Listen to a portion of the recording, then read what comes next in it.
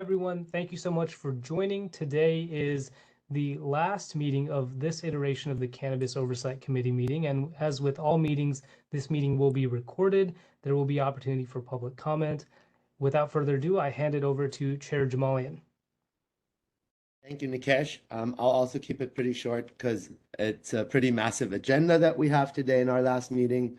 I just want to quickly thank all my fellow committee members, the OOC, as well as the Board of Supervisors and all the city departments that helped to engage with this committee. Total honor to serve as the chairman. I really enjoyed that. Thank you for letting me do that. With that being said, I would like to give a special shout out to Raphael Mendelman's office, who's been championing so much legislation and so many good measures for our industry. And it's been a real pleasure working with his office as well. That being said, we'll go straight to our housekeeping items. We're going to have to change some items around. You'll hear about that on the approval of today's agenda. But I would like to say that while we have our last term, please apply for the next committee. If you're an industry stakeholder, if you qualify for any of the seats, we would like to see more applicants for this committee's next term. With that being said, I'll make quick comments for public comment.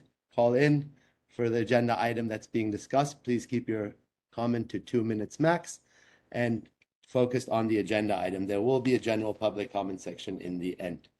With that being said, Scott, do you mind doing the roll call?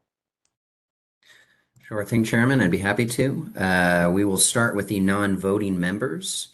Is Mohammed Mali or another representative of the Department of Health present?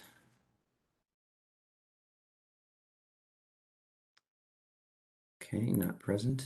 I believe Member Mali will be in and out. He has 2 meetings, but he will be joining us intermittently. Sounds good. Is Captain Brian Philpott or Sergeant Chris Oshida present, or another representative from the police department?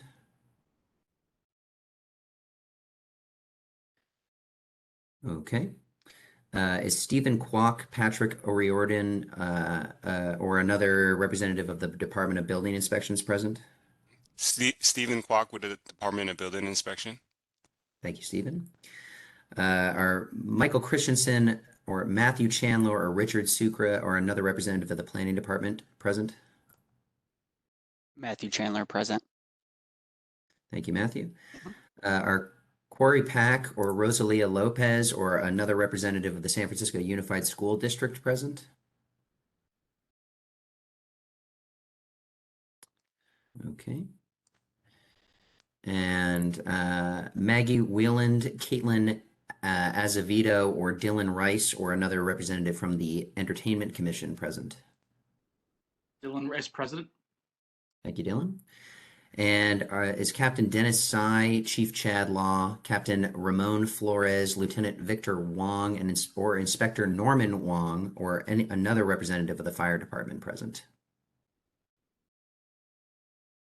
I know Victor Wong is in our attendees list and is having some difficulty, or Inspector Wong is in our attendees list and having some difficulty joining as a panelist, but I will mark him as present. Moving on to the voting members. Seat number 8, Chairman Ali Jamalian. Present. Thank you. Seat number 9, Member Aaron Flynn. Present. Thank you. Seat number 10, Member Ryan McGilly. Present. Thank you, Ryan. Seat number 11, Doug Block. Member Doug Block. Present. Thank you, Doug. Seat number 12, Member Sean Richard.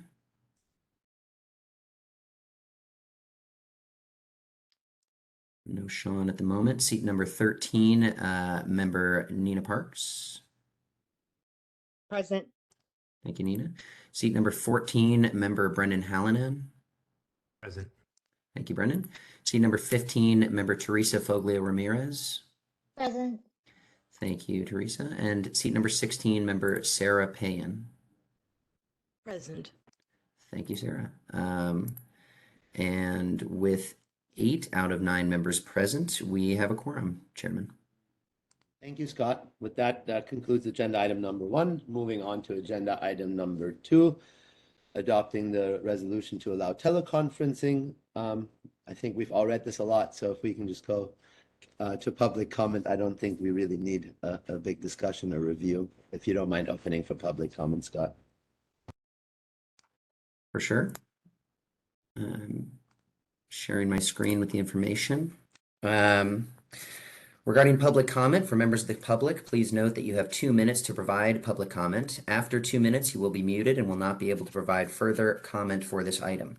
Members of the public have 2 options to provide public comment at this time. Your first option is to call in by phone.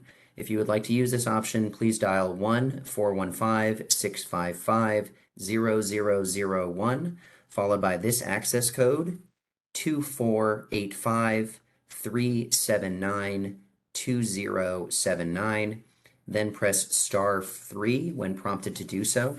You may be muted if there are others in the queue before you. If so, please wait until your line is unmuted to begin your public comment. Option 2, you can submit your comments by chat. The chat box will be open momentarily, and I will read your comments as they come in. I am now opening the chat box for comments.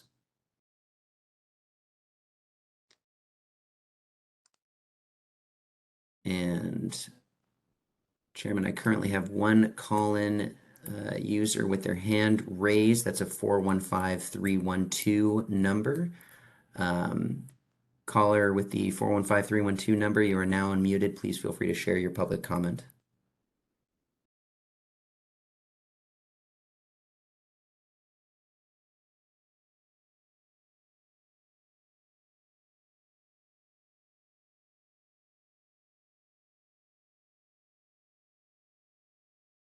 Chair, I'm going to guess that this caller may have accidentally raised their hand, is not actually providing a public comment, and we'll move on. I see no comments in the chat box and no other comments remaining. Thank you, Scott. That closes agenda item number 2. Moving on to agenda item number 3, which is the review of today's Chair agenda. Jamalian, sorry to interrupt. Before you move on to item number 3, for item number 2, I believe it has to be put to a vote to adopt the Oh, resolution. that's right. Do we have a motion To the adopt. resolution? Brendan Allen. Second. Thank you. Can we get a vote, Scott? Of course, motion to approve of the findings. Chairperson Ali Jamalian, how do you vote? Aye. Thank you. Member Aaron Flynn, seat number 9, how do you vote? Aye. Thank you, Aaron. Seat number 10, Ryan McGilly, how do you vote? Aye. Thank you, Ryan. Seat number 11, Doug Block, how do you vote? Aye. Thank you, Doug. Seat number 12, Sean Richard is not present today. Seat number 13, Nina Parks, how do you vote? Aye. Thank you, Nina. Seat number 14, Member Brennan Hallinan, how do you vote? Aye. Thank you, Brennan. Seat number 15, Member Teresa Foglio Ramirez, how do you vote? Aye. Thank you, Teresa. And seat number 16, Member Sarah Payan, how do you vote? Aye. Thank you, Sarah. That is 8 ayes, 1 member not in attendance. Thank you. Now agenda item 2 is closed. Starting with agenda item number 3, we're trying to kind of race to get to this because one of our members is a little bit short in time today. Please review the agenda for today, and then as you review it, we will open up for public comment on today's agenda. And if there's any modifications, please do suggest those.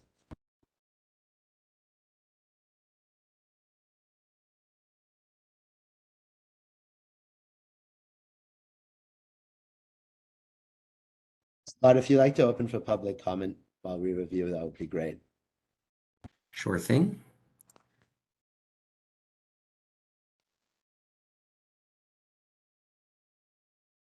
Regarding public comment, for members of the public, please note that you have 2 minutes to provide public comment. After 2 minutes, you will be muted and will not be able to submit further public comment for this item.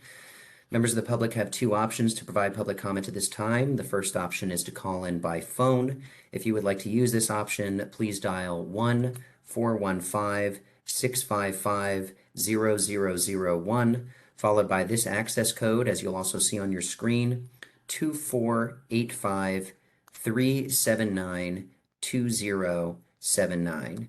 Then press *3 when prompted to do so. You may be muted if there are others in the queue before you. If so, please wait until your line is unmuted to begin your public comment. Option 2, you can submit your comments by chat. The chat box is now open and I will read your comments as they come in. Scott, before you open up the phone line, I believe one of our committee members does need to leave at 3. Doug, correct? I actually can stay now. Okay. Yep. Thank you. Understood. We do not have any hands raised currently. I do see chats. I don't believe this is a public comment, just a question. When is the proper time to ask about the social equity program? I believe that might be in reference to the grants item, which will be coming up later in the meeting. So please feel free to submit a public comment if you have one at that time. Chairperson, I see no other hands raised and no other comments in the chat at this time. Thank you, Scott. So I think, is there a motion to adopt the agenda as is, or do we want to move around an item to accommodate any of the other members?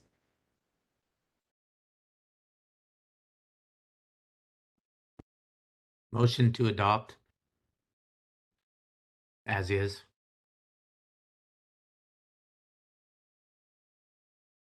Second. Second?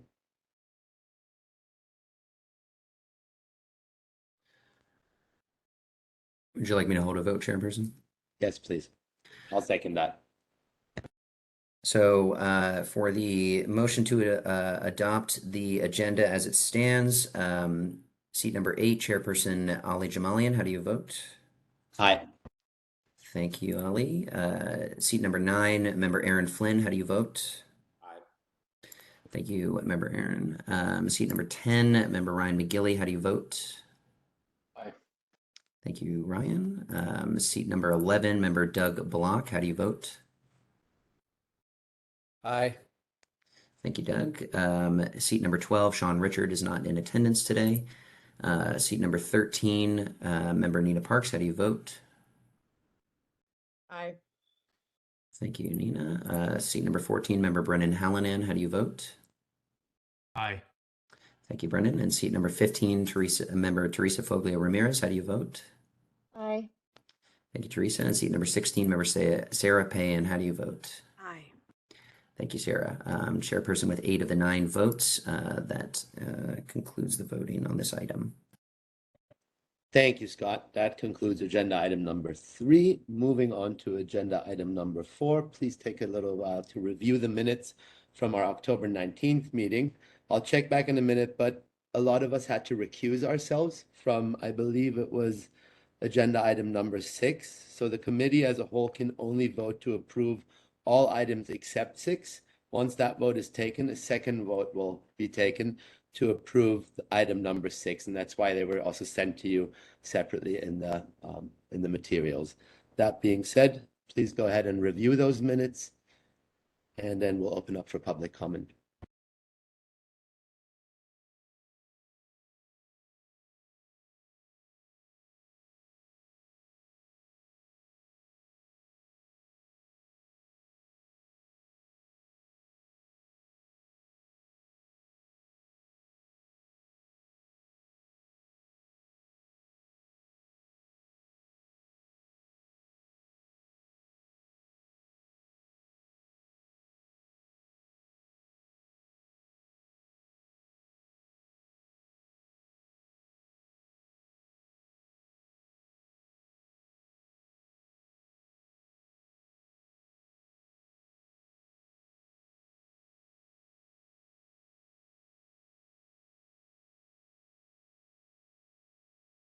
Scott, if you don't mind opening for public comment and providing instructions.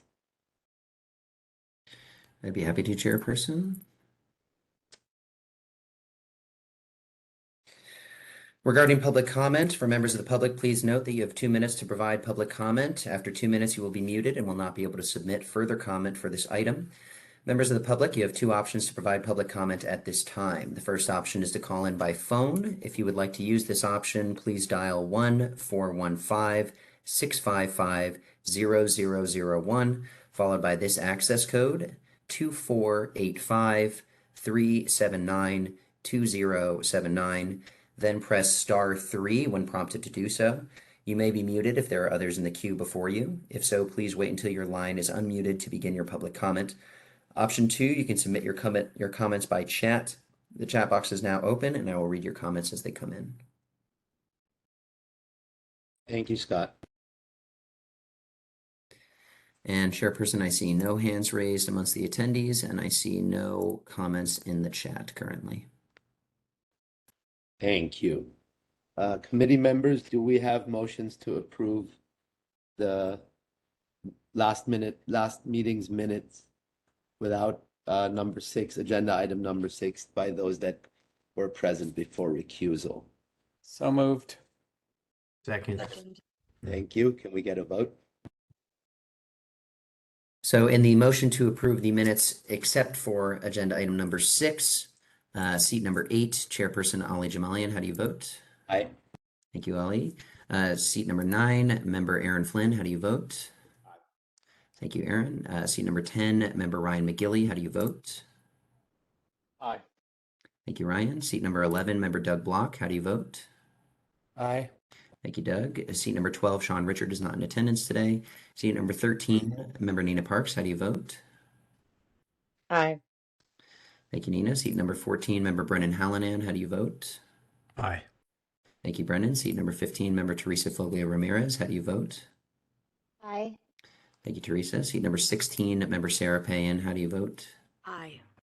Thank you very much. And that is 8 of the 9 votes in, Chairperson Jamalian. Thank you, Scott. Do we also have a motion to approve the minutes as they relate to agenda item number 6 from the meeting of those that were present and didn't have to recuse? So moved. Second. Second. Thank you, Doug. Thank you, Teresa. Can we get a vote on that as well, Scott, from the members that were present? Of course, Chairperson. Motion to approve agenda item number 6 from the previous meeting minutes. Seat number 9, Member Aaron Flynn, how do you vote? Aye. Thank you very much, Aaron. Seat number 10, Member Ryan McGilly, how do you vote? Aye. Thank you, Ryan. Seat number 11, Member Doug Block, how do you vote? Aye. Thank you, Doug. Seat number 15, Member Teresa Foglia Ramirez, how do you vote? Aye. Thank you, Teresa. Seat number 16, Member Sarah Payan, how do you vote? Aye. Thank you, Sarah. And Chairperson, that is 5 of the 9 votes, 1 member not in attendance, and 3 members abstaining. Thank you, Scott. That concludes agenda item number 4. Agenda item number 5 is a legislative update from Supervisor Mendelman's office that the OOC will present now. With that, Nikesh, the floor is yours. Thank you, Chair Jamalian. And as Chair Jamalian noted, this is a statement provided by Supervisor Mendelman's office that I'm happy to read into the record. The statement reads as following. San Francisco has always led the way when it comes to cannabis, and this is a critical moment for the legal cannabis industry. A joint is already taxed at over double the rate of a bottle of wine or cocktail and 9% higher than a soda. We cannot expect legal cannabis operators to effectively compete with the unregulated market while adding new taxes. Delaying the effective date of this tax supports business owners who have opted into the legal cannabis market despite significant challenges. A recent review of San Francisco's cannabis market conducted by the Comptroller's Office shows that while overall sales remain stagnant, the legal cannabis industry faces significant challenges, including unique cost pressures, a persistent illicit market, extreme price volatility, and a high overall tax burden. The Comptroller's report highlighted the burdens business owners face as a result of cannabis being classified as a Schedule I controlled substance per Section 812 of the Controlled Substances Act. These burdens include a lack of access to conventional banking and an inability to deduct ordinary business expenses per IRS Code 280E. The long-term sales and gross receipts tax revenue that will come from ensuring all operators are above board will outweigh any short-term gains from squeezing the small share of the market that's opting to absorb the significant cost of operating legally for an extra tax. It is also important to point out that legalization was born of this recognition that the war on drugs failed, that we cannot enforce our way out of this. If we still believe that, we have to take every opportunity possible to give the legal industry a competitive advantage, or in this case, mitigate their overwhelming disadvantage.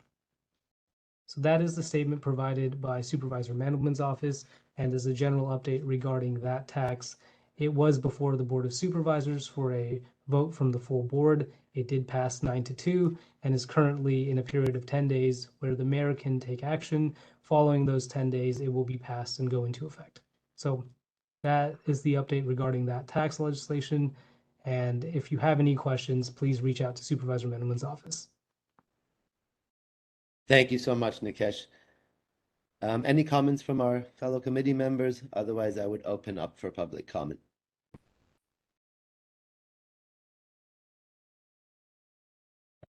Scott, I think we can open up for public comment, please. Sounds good. Thank you, Chair.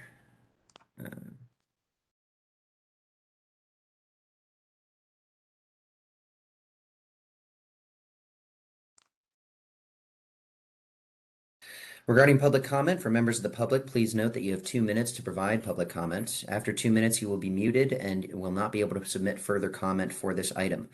Members of the public have 2 options to provide public comment at this time. The first option is to call in by phone.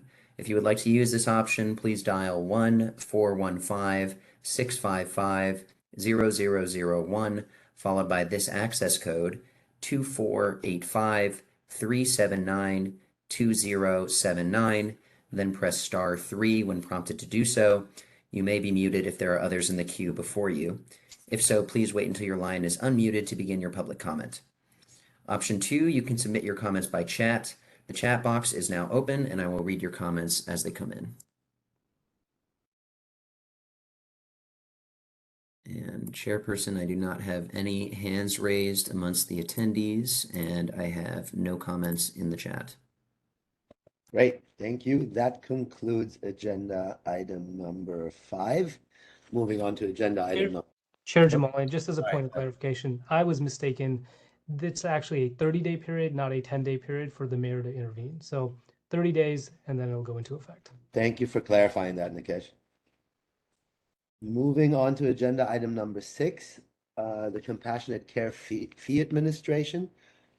Committee member Sarah Payan took the lead on this, and I will just give the floor over to Sarah, and she can explain to you what the spirit and what the thought behind this is. Sarah, the floor is yours. Thank you so much, Chair. Thank you, everyone, for allowing us to have a discussion around this today. It's incredibly important that we remember that the reason we are here today is because of the patients. And being critically and chronically ill is expensive when you have employment, much less on a fixed income or unable to work. We have had ongoing issues with the Department of Public Health's medical cannabis card program because 1, it's expensive, 2, the hours are limited, and 3, because we have a lot of people who cannot easily travel or may be homebound, and so this is a great disadvantage for them. At the time, we have, for people who are on Medi-Cal or Medicare, they can get cards for $50. It is a reduced rate. However, that is still a lot of money for somebody on a fixed income. I was speaking to some of our local patient advocates, and they said that when they did approach the administrator of the program, they said that since we as a city participate in Healthy San Francisco, we do not have to reduce or actually take the fees out for these cards for people who are low income. Other counties do it. Every other county does it besides us, and we should be doing that. It's not a crime to be poor. And these are our most vulnerable members of society, and we should be doing everything that we can to support them, especially in times like these, where money and jobs are scarce, and San Francisco is always a very expensive place to live in. I really think that we need to make a recommendation around no fee cards for people who are in need. We need to extend the hours of the program so that people have a better chance of being able to do their administrative business and get their cards. And on top of that, we need to look at the possibility of having an online portal to better serve our patients. I remember when I got my card through the program, and that was my first medical card, was when I had stage 3 colon cancer. I had a job. it was still expensive. And that was when the program was at General Hospital. And being sick and having to go there and take care of it was a great hardship. So please, let's serve our patients. Let's support them as much as we can and make this recommendation and really let the Board of Supervisors know that we need to be taking care of our most vulnerable members of society. Thank you. Thank you, Sarah. Any comments from the committee? This member Hallinan. I was wondering if anybody from the health department, if Mohammed Mali was able, or anyone else was able to join us yet or at this time. No. I had contact with member Molly. He said he was going to try to join us. He had another meeting that was conflicting. However, one of the findings was that it's Vital Records that is actually the body that charges the fee. So if in our discussion, if we want to formulate a recommendation, which we have to, even if we adopt the memo, we still would need to formulate a recommendation around it. That would really be the department that would have to waive the fee. And from my understanding, it is that the legislation or the way the code is written doesn't allow as much for a fee waiver, but more for a reimbursement. So those are things that we should keep in mind when drafting any kind of recommendation around this. I'm kind of curious historically. What I was going to ask is historically, like about the participation. I mean, the card program has always been an extra cost for patients because obviously they have to typically pay for a doctor in cash as well, because a lot of, insurance doctors or, primary care providers won't write medical cannabis recommendations. I don't know how much that's changed since adult use has been legalized in the state, but I assume it's still pretty low, that you probably still have to go to a specialty doctor. You Um, don't. Actually, when I've been working with, for the past 10 years, when I've been working with especially the low income patients and my indigent patients, they've been able to get them through General Hospital. And the department did say that the reason that they weren't making changes was because they had a low amount of participation. But I believe that if we made it more accessible, we would see that change, because this is the card that gives them they don't have to pay the state tax, and that's expensive for people. Yeah, agreed. Do we have any idea how many people are in it right now? Just out of curiosity. I do not. Okay. Hmm. All right. I mean, I support it. Obviously, my background, I come from a medical cannabis background since the 1990s. So and I understand without medical cannabis patients, adult use cannabis wouldn't even have been legal at this point. I'm sure of. So taking care of the patients has always got to be a priority, and I support it for sure. So see what we can do to come up with something that hopefully gets some traction with DPH. Thank you, Brandon. I always appreciate your support with these things. So it sounds like we should also consider not just the reimbursement of a card, but maybe also the examination, the doctor's recommendation fees. And yeah, because to your point, Sarah, low income, the $50 hurts, but the 100 or 80 or 75 for the evaluation, that adds up and compounds pretty quickly. It certainly can. If it's something, a lot of times, my compassion patients were able to just get the recommendation during a regular doctor's visit. So then that was handled. All they had to do is print out the paperwork for them and get it taken care of. But if somebody has to make a special trip, that could be expensive. Do we have any other comments, or should we open up for public comment and then come back and try to formulate a recommendation? I did want to say one more thing, just because I forgot to mention it when I spoke earlier, but I think the portal is a great idea. I think particularly if there's limited hours, and I don't see any reason why that couldn't happen fairly easily with the resources DPH has. So yeah, I think at a minimum, a portal would be crucial, particularly because so many of the medical cannabis patients that are left do have access issues, and you know, requiring them to go down to general hospital during these limited hours is really potentially onerous. I know, like you know, someone like Charlie, who was a, you know, participant in our board, and you know, you saw the challenges he had with getting around and everything, and he was a good representative of the medical cannabis community for years. So, I mean, I think we should definitely promote the access to the card, number one, and then whatever we can do financially is I think would be great. But I think the access in and of itself would be huge. Yeah, there was also, just so you know, in the past, during the pandemic, there was a working group of activists that were working on proposing a portal, but it was not successful. They put a lot of work into it. I have another question. When someone with a medical card, let's say, orders from a retail delivery service, does your POS system then allow you to deliver them 4 ounces instead of one? Because to your point, you can't really expect a medical patient to go out 4 times for the purchase that they could make in one purchase. Brendan, do you know anything about that or anyone of the retail side of things? No, sorry, I was just gonna say I don't know, and I don't think that right now there's a lot of people utilizing the program just because of probably because of the hurdles and the extra cost.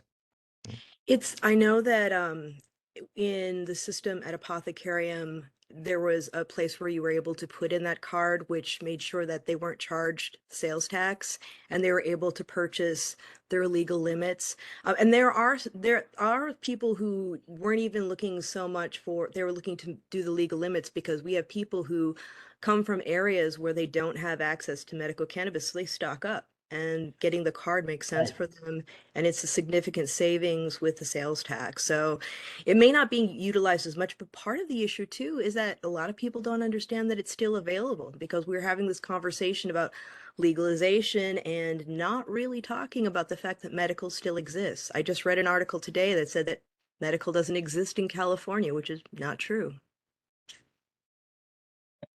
Yeah, I'm a carrying card. I mean, I have my medical card still. I never let it lapse. All right. So, do you think we should open for public comment so we can get back to wordsmithing your recommendation?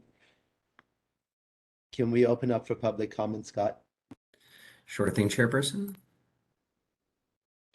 Regarding public comment from members of the public, please note that you have 2 minutes to provide public comment. After 2 minutes, you will be muted and will not be able to submit further comment for this item. Members of the public have 2 options to provide public comment at this time. The first option is to call in by phone. If you would like to use this option, please dial 1-415-655-0001, followed by this access code, 2485-379-2079. Then press *3 when prompted to do so. You may be muted if there are others in the queue before you. If so, please wait until your line is unmuted to begin your public comment. Option 2, you may submit your comments by chat. The chat box is now open, and I will read your comments as they come in. And Chairperson, we have 2 individuals with their hand raised. I will be unmuting the first individual. Your 2 minutes will begin as soon as you're unmuted. Feel free to start your public comment immediately. Hi, this is Bram Goodwin from the Brownie Mary Democratic Club. First, thanks, Sarah, for bringing this item up. It's crucially important. And I won't go through all the other things everyone else has said, but I was part of the working group for an online portal. And I did talk to San Francisco Public Health, and they said they weren't interested, that they liked the system the way it was. My real comment is, I really believe, and I'm a medical patient, it's a chicken and egg situation. You make it difficult, you make it expensive, the outcome is predictable. You won't have many medical patients. You make it very accessible, number one. Number two, public health should do an outreach throughout the city stating that this program exists and that it can be accessed for free. So thank you for doing it. My last thing would be, my understanding is that we'd have to go through the Board of Supervisors to get the Healthy San Francisco exemption lifted. So I think we need a group or something to really work on these details and move forward. Thank you. Thank you very much for your comments. Next caller, you will be unmuted momentarily. Please feel free to start your public comment immediately. Hey, this is Malcolm Joshua White. I just want to thank the Oversight Committee for allowing me to address you guys today, being that I started as a Prop 215 delivery business with Mirage Medicinal. The issues of medical patient easy access to cannabis as medicine is very near and dear to my heart. Now I just want to say and thank Sarah and Bram for really being the sharp tip of their spear here and leading the conversation. I just want to agree with what both of them say, and there should be no cost options or reimbursement, whatever it needs to be, however it needs to be phrased, and whatever needs to be done to make sure that that medical patients don't have to come out of pocket for their ID card or for their medical recommendation. And there definitely should be a portal for people who are not so mobile, and as well as definitely some public outreach. I'm sure there's emails of past medicinal patient card holders that we can refresh that and reach out to them too. The DPH can. So that is my comment, and thank you very much. Thank you so much for your comments. And Chairperson, I see no more hands raised in the attendees, and I see no more comments in the chat. Thank you, Scott. With that, committee members, do we want to potentially draft a recommendation and put it up for a vote? If yes, the floor is open for wordsmithing and motions. Yes, definitely. First off, thank you, Sarah, for always championing the patients and then not letting us forget that this is still a medicinal plant and it's not just something to be profited off of, but it's actually serving a purpose for our community, and that's how we got here in the first place. I'm wondering and I'm curious about existing online platforms like LeafWell that does issue medical cards and does the telemedicine portal, like has a telemedicine portal. If that's something we can also maybe work in outreaching to existing platforms to maybe mitigate some cost for the city to develop its own, or General Hospital of developing its own, if that's the only place that people are able to get it as a part of Healthy San Francisco. But trying to figure out, what are potential partnerships as we craft some recommendations. I think that would be wise. There's no reason to reinvent the wheel if we can utilize other technology.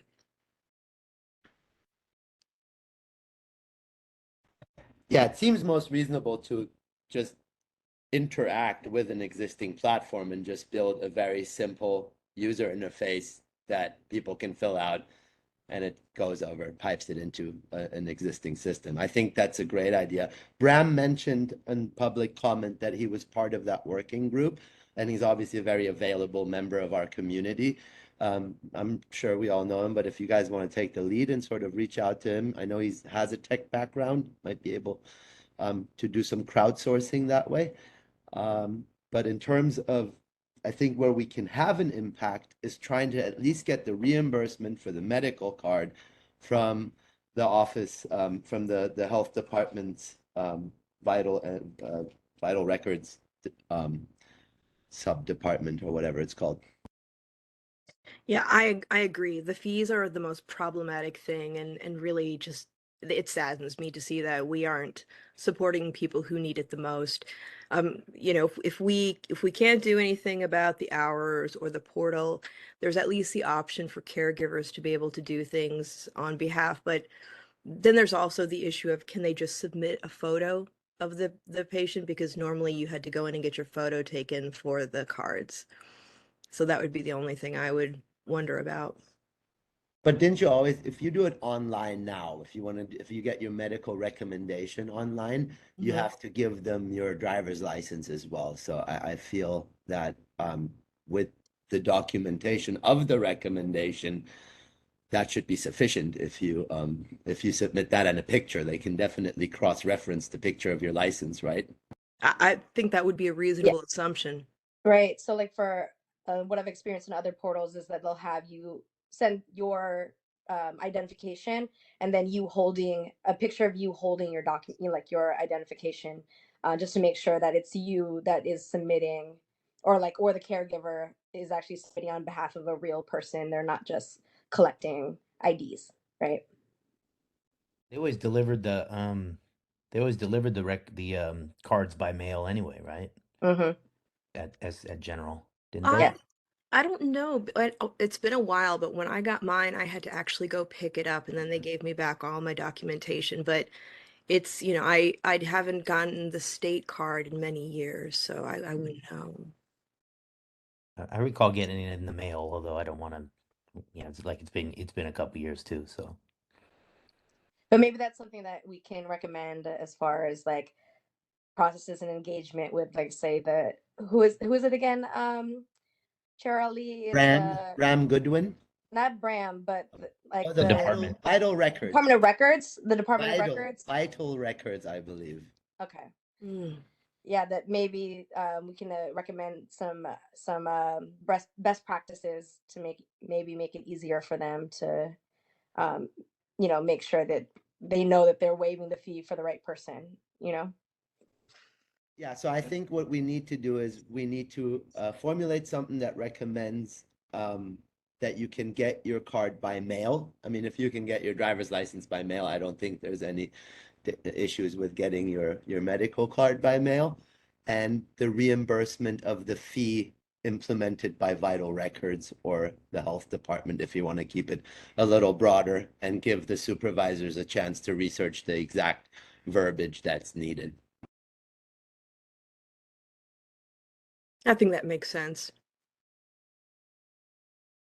To go back to Nina's initial recommendation about partnerships, we don't have to just look at private sector. There's multiple states that have online registration. I was just in Hawaii, and they have a really robust and pretty quick verification system for out-of-state medical licenses, because they're still a medical state. So you can go to a dispensary if you get sign off from the state government. So I'm sure there's already public sector platforms that are available that we can just clone and work off of. Mm. Yeah, and they also, already, the verification system for the state cards already does exist. That's how they get verified when they come into the dispensaries. Oh, so it would really just have to be you forward your state verification and then you get reimbursed for your local card, right? If we want to keep it pretty simple. Because the state verifies, I believe that doesn't cost to verify, right? The verification itself is just, if you go to the dispensary, they take your card, they, pop in the numbers and it says whether it's valid or not. And the patient is just known by their their ID number. Names aren't used at all. Yeah, the same that they used to use to verify you, in the 215 days, as well as as well as law enforcement used that a lot to verify. Okay. Yeah. Yeah, I remember that website.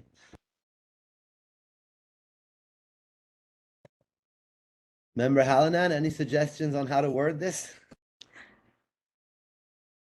No, how to word it. I was gonna say, and I know this is jumping off a little bit, but I think also we had talked about the Office of Cannabis putting the introduction to Matthew Chandler in their bulletin. I think it might be great if they could also make like put in a blurb that the San Francisco Department of Health is still processing medical patients, just for awareness. I mean, I was trying to think of channels that we could reach medical cannabis patients by, and so I would think Office of Cannabis Bulletin might be one.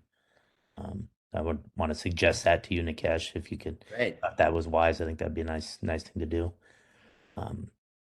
Writing it down as you speak. In terms of the language of, I would kind of want to defer to Sarah on this. I think this is kind of your wheelhouse. If you want any, support, I'll jump in, but I'd like to hear what you go for it all. Like let's ask for the stars, right? I think if we're making this recommendation, we get in front of people, let's try to make it effective. Yeah, I agree. Yeah, and please, anybody jump in. I really value all of your input because I see it through one lens and it takes all of us to really flesh it out. I did start it with, in this document, with the recommendations that I initially thought of. That came to mind, and these I can't take credit for it because it was from conversations with all the amazing patient activists that we have in our area. We're so lucky to have them. But really, like, I guess, do we want to talk about changing the hours of the program and making a recommendation around that? And what is something that's reasonable? I do understand that there may be some constraints with DPH with staffing, but I also think that the small window of time can make it really hard for people to get in. So what are people's thoughts on that? What are the exact hours again? I think the hours are, let me look here really quick on my document. One second here. I'll pull it up so I can see that portion of it.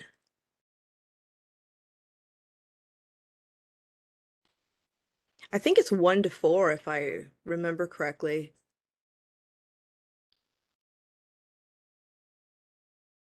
So almost no window for any minimum wage worker to go apply. Exactly. Exactly. And While I think we should, I agree with Brendan, shoot for the stars, but I would also leverage this 1 to 4 for pushing them to making the portal because Yeah. it's so unreasonable in terms of its hours. Yeah, it's Monday, Wednesday, and Friday from 1 to 4. Sounds like a college class. It does. Or if they could at least do it by mail, if it could be processed by mail, that might be another solution. Any way that there would be greater access, I mean, we want to make sure that from all sides that, it's not creating any hardships. And I think it's important to think about the fact that the Department of Public Health is supposed to be helping,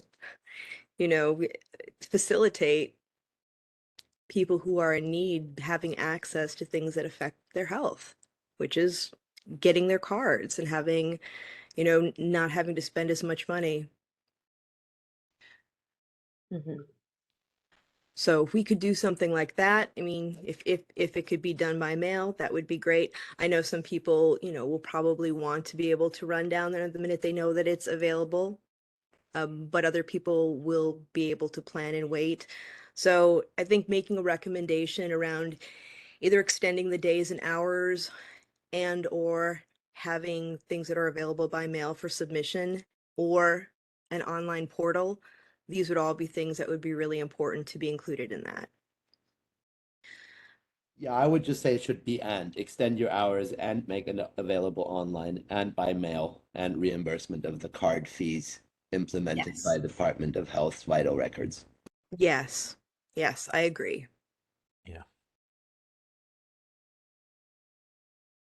Do we want to add the potential reimbursement of the of your medical recommendation, as also said by a public comment? I believe it was Malcolm. I think that's a big burden, bigger than the card. I think we should add that as well. We probably won't get it, but we should ask for it.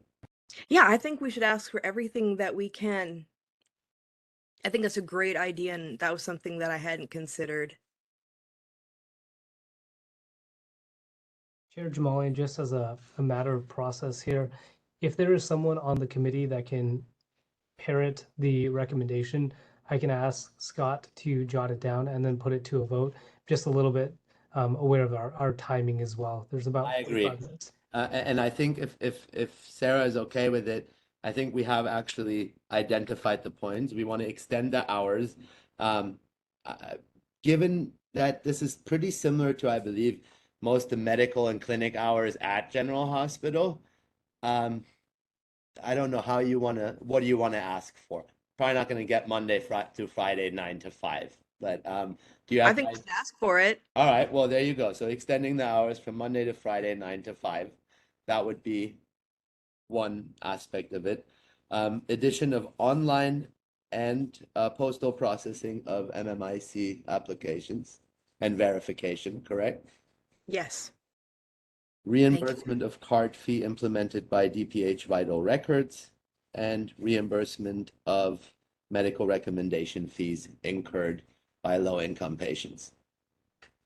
That's perfect. Thanks, Ali. Oh, my pleasure. You did all the work.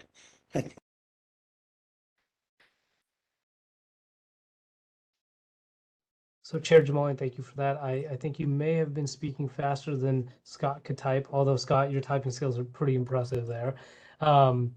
If there is, maybe just to keep this very clean, if you could repeat that slowly, Scott can write it down, and then we put it to a motion, a second, and a vote. Can we put up what Scott has so far? Yeah, where'd we lose you, Scott? Yeah, let me put it back up for you.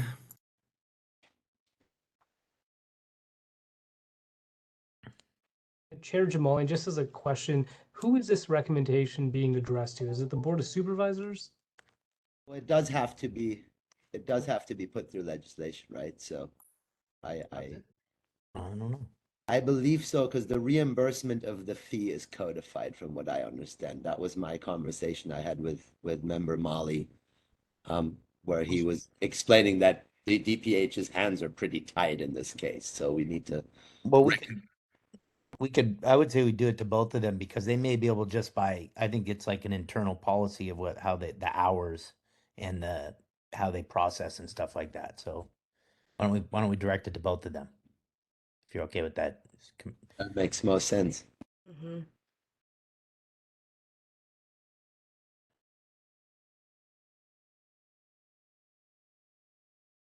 I think the second point, Scott, is addition of online and postal verification and processing.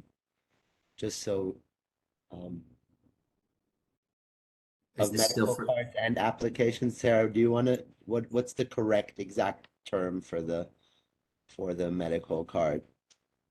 Oh, you mean like the processing of it, or what do you mean, Ali? Yes, I mean, so what are we asking them to allow us to do via their online portal and For the online portal, that they should be allowed to apply in the online portal and have materials mailed to them.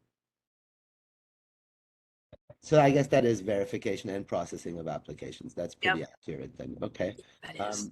Reimbursement of card fee by DPH and if I think it's Vital Records from what I understand, just so they can't pass the buck. Would it be Vital Records as opposed to DPH? No, that's Scott, that's a subdivision of DPH from that. Gotcha. that's right. It would be DPH's Office of Vital Records. Gotcha. Thank you. Communication. And the last one was reimbursement of medical recommendation fees. Thank you. Thank you, Scott. Okay, so just to read back for the group, we have the 4 recommendations are an extension of the hours of operation for DPH's in-person MMIC program to Monday to Friday from 9 a.m. to 5 p.m. The addition of online and postal verification and processing of applications for the MMIC program. Reimbursement of card fees by the DPH's Office of Vital Records, and reimbursement of medical recommendation fees for low-income patients. You know, I'm not sure if this is appropriate to recommend at this time, but I'm going to throw it out there. I know that we've had some issues with some dispensaries who have not honored the cards and given the sales tax off, and I'm wondering if there should be some sort of outreach from DPH to the dispensaries letting them know that they're supposed to be doing that, because we've had some very upset patients that have gone to some dispensaries and not been able to get the sales tax waived, and it's not a big deal. The POS system should be able to accommodate that. I think it would be a great idea as a part of our recommendations in this to include one outreach from DPH on how all dispensaries can make to ensure that they honor the card, and maybe give them a one sheet of how to walk it through, and then maybe some pamphlets to patients, right, that they can disperse to all of the different dispensaries in order to let people know that this program, oh, like, and also community spaces and all, like things of that nature to make sure people know that these services are available or will become available. I think that's great. And when you think about like our unhoused populations, one of the places that they spend a lot of time is the library. So maybe having some of these resources there would be good.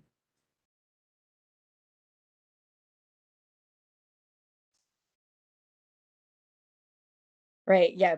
Places where they distribute information to people. Yes. Yeah.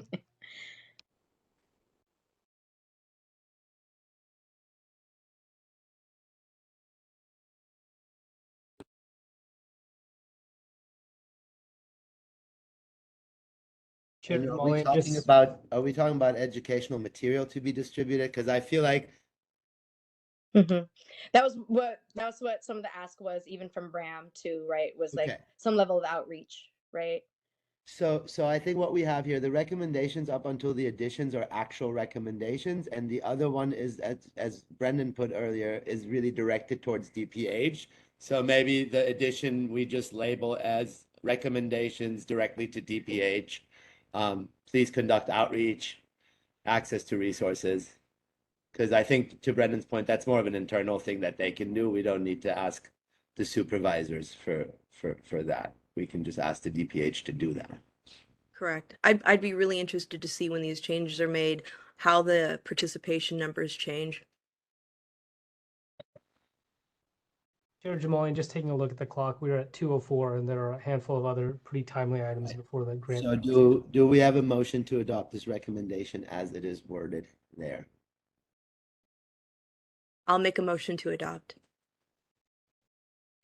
Second that. Can we get a vote, Scott? Yes, we can. Sorry, one moment. I'm going to do my best to. I want to leave the wording up for folks, so I'm going to do my best to split the screen here.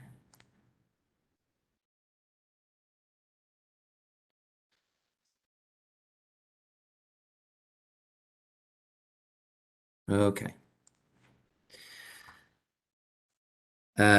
For the motion for adopting these recommendations for the Board of Supervisors and for DPH with regard to the Compassionate Care and Fee Administration program, seat number 8, Chairperson Jamalian, how do you vote? Aye. Thank you, Ali. Seat number 9, Member Aaron Flynn, how do you vote? Aye. Thank you, Aaron. Seat number 10, Member Ryan McGilly, how do you vote? Aye. Thank you, Ryan. Seat number 11, Doug Block. Member Doug Block, how do you vote? Aye. Thank you, Doug. Sean Richard is not in attendance today. Seat number, pardon me here, I'm losing track, 13. Member Nina Parks, how do you vote? Aye. And also, it looks like Sean's number is in the attendees list. Just FYI.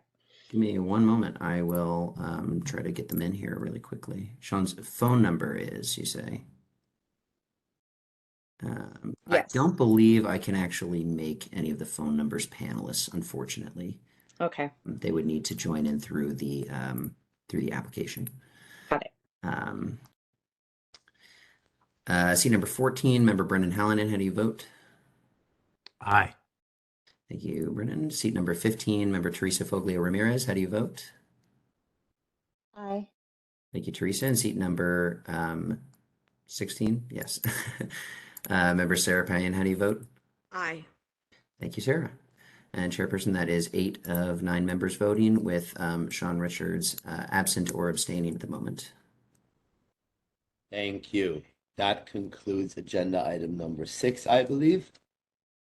Moving on to agenda item number 7, temporary cannabis event permits. The Office of Cannabis will now provide an update regarding temporary event and cannabis pilot program for events. The committee may discuss or vote on recommendations, but as Nikesh will tell you, we don't have a lot of time, so the floor is yours, Nikesh. Thanks so much, Chair Jamalian. I'll keep this brief. The update it's more of a comment than an update, but as many of you know, the pilot program expires at the end of 2023. The committee here the terms of the committee members here expire well before that in the next day or two. So the idea here was to present an opportunity to gain feedback from this committee around recommendations, suggestions for what the more permanent framework for event permitting may look like at the expiration of the pilot program, recognizing that some or many of the members here may not have an opportunity to provide those recommendations in this form in the future. So really, it is an opportunity today to have that conversation, to begin eliciting some feedback, and then for when work is being done at the legislative level to move this event framework from a pilot program to a more permanent fixture, the recommendations will be on file. So that's what this is for. Thank you, Chair Jamalian, for recognizing that there isn't a lot of time. So with that, I will turn it back over to the committee. Thank you, Nikesh. I will open up the floor for discussion. I think Member Parks and Member Hallinan do have a couple of points. And with that, the floor is open. Awesome. Thank you so much for making sure that this was on the agenda. First and foremost, I think that it's amazing that this year we were able to actually have cannabis events, you know, considering that the past 2 years we have been in this really strange experience of being on lockdown. So the fact that we were able to execute on around 4 events, so it's like Outside Lands, Carnival, Folsom Street Fair, and 420 Hippie Hill being the first to do cannabis sales outside of Outside Lands. That is an amazing feat. But now that we have actually experienced all of these things, we've you know, like a lot of us event organizers have come to some conclusions. One of them is that the sales cap, or the daily sales cap that we experience here in San Francisco, is not on par with the rest of the state. And many of us are finding that almost 80% of the people that we were working with last year do not want to come to participate next year, considering that there's very little possibility for them to recoup and recover costs in the ability to sell what they could sell at the state limit.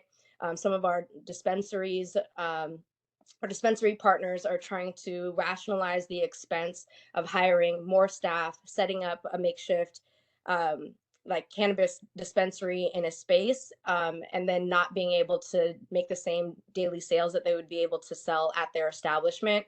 So considering all of that, we do have a conversation that we've had with Supervisor Mandelman's office, who helped to draft the initial pilot program legislation about changing those sales limits before next year, because we can't seem to get people to want to participate in the same way. I understand that other people that are participating in things like Outside Lands have a different situation going on, because like people are paying over $1,000 for like a weekend tickets and other things. So there's more income to be able to maybe stretch to to offset the cost of hiring more staff and security and all the other things that go into it. But the smaller community events, which is what the pilot program is only allowing for at this time, is only established like street fair events.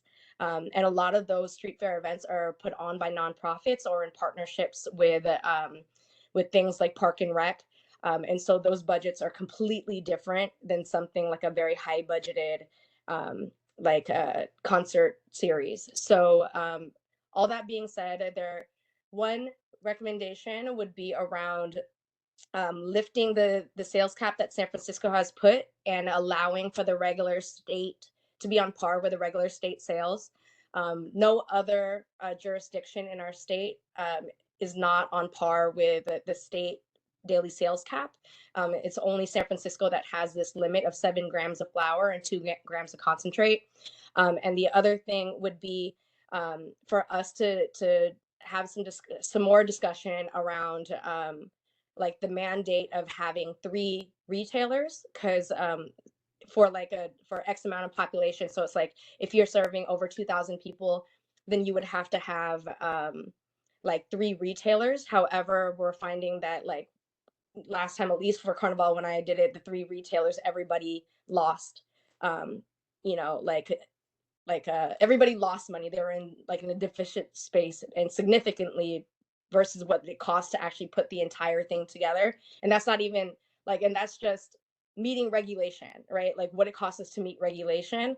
Nobody was, like it's expensive, period. Anyways, so for us to make it so it's more lucrative for participants so that we can continue to even if it's like rotating participation of retail. So there is, because that was the whole thing with having 3 retailers. We wanted to have opportunities for people to be able to access a community in these open spaces. But even if it's like rotating partnerships or whatever, it still allows people to do it and not putting people at financial risk or in a financially deficient space after participating. We want it to be able to have, like an ecosystem that like feeds back on itself, that doesn't just it doesn't just go through and dead end on people.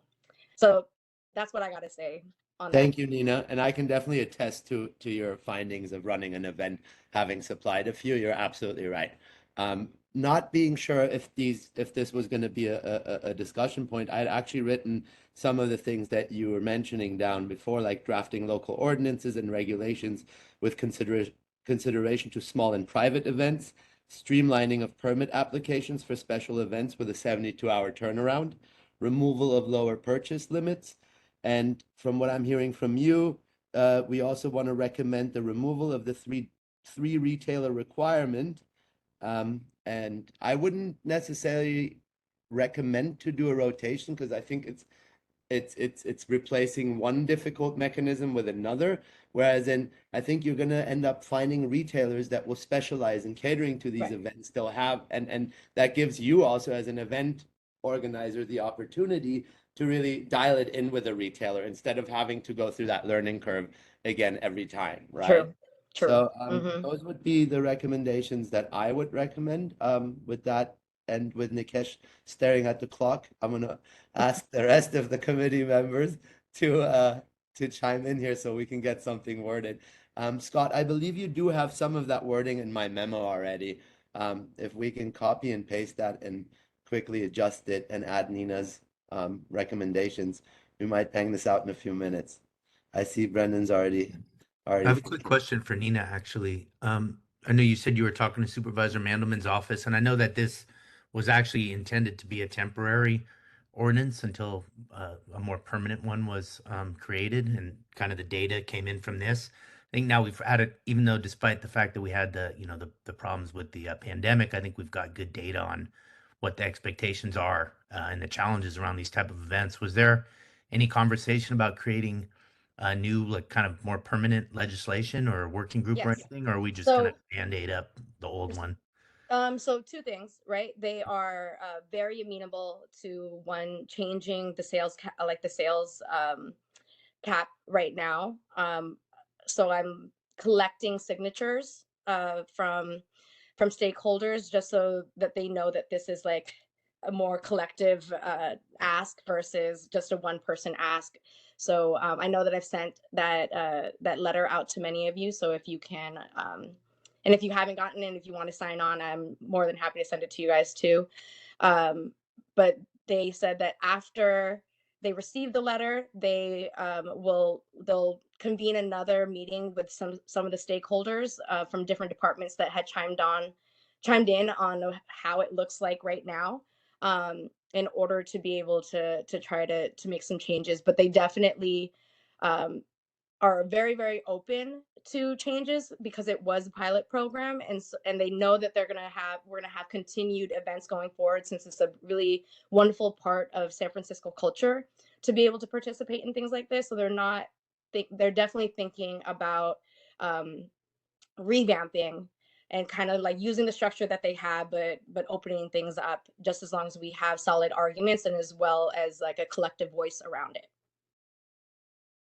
So right now, our recommendations that we're coming up with are kind of really more things that we could do to fix what's in place currently, rather than making recommendations for a kind of a new type of ordinance. Is that? Well, I mean, I think we could also say things like going beyond, we can say like we can make recommendations around independent events versus only having pre-existing events, right? Because that was just part of the pilot program, right? They were like, these places already have, like permits that are going up that's going to go through SCOT and all these other things. So like if we were just to add something to it, that's the easiest way that we can see what permitting would look like along with this other event. But I think after going through permitting on several events, like being able to just to permit the cannabis part might be a little bit easier, especially because we had things like Hippie Hill that are just like purely a cannabis event, right?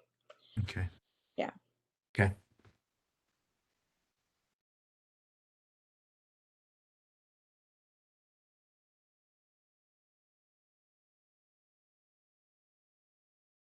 Do we have anything to word? Do we have a suggestion to word this motion and get it in writing?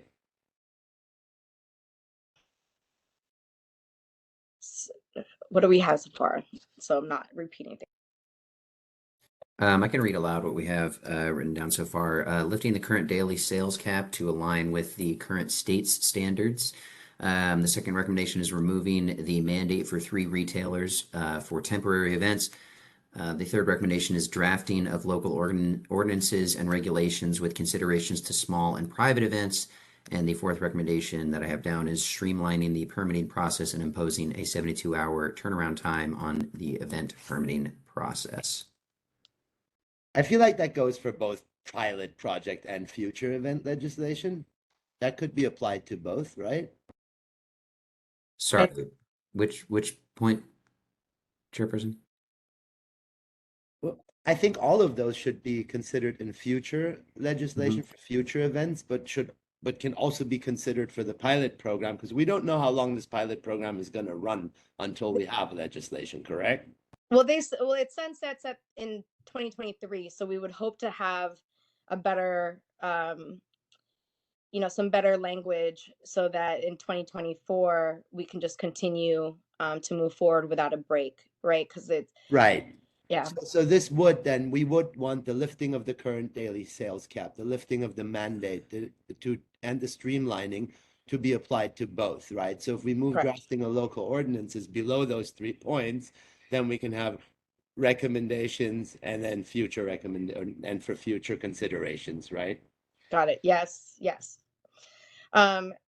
So when you say for small and private events, because like private events and adult use kind of things with people there's people can just kind of do that on their own. What kind of, I'm just trying to get some clarity around that. But so my idea behind that was partially what you were saying, to expand it beyond the 7 events that we have, right? And with private events, one thing that I'm hearing from a few event license holders is that they would like to do they would like to do corporate events. It's still a private event, but it'll be a couple hundred people. So you can't just bring your 4 ounces of what you can carry, right? And they want to be catered to. So that was really where that came from. And I think that's something that's aligned with what we do in this city. There's always a lot of corporate events. Yeah, so maybe can we change it from private events to corporate events instead? Go for it. Yeah, this is really just something I put on paper so we would have a ground for discussion. Awesome. So drafting local ordinance, the regulations and consideration to or maybe how I would say it in regards to I guess small and corporate events, but then the other one would be like the second bullet point would be expanding events beyond pre-existing Absolutely. yeah. Okay. That should be explicitly said. I agree. Yes. Okay. Yeah, it should apply to all commercial events though, right? I mean, basically, whether they're large or small, if people are making money off it and there's sales going on, then I would think this should apply. Right. So, Brendan, are you saying we should word it, the following recommendation should apply to all current and future commercial events, commercial and I think it's commercial I mean, I think that kind of captures it instead of like, because corporate's a little like vague, okay. Got it. corporate Commercial event. events. Cannabis Commercial event. events. Got it. Yeah. So like say if like NCIA has their thing at Moscone Center again or something, there could be an event. Yeah. Yes. Got it. Okay. Yeah. But they're charging for it and they're gonna, yeah, exactly. It's not just like a compassion type event, it's commercial, right? Got it. Thank you, Brendan. Do we have a motion to make this recommendation? Chair Jamalian, just as a matter of process. Public before- comment? Yeah, that's Oh, right. public. Thank you, Nikesh. Not on my A game today with the public comment. Yes, I can open us up for public comment. Give me one moment.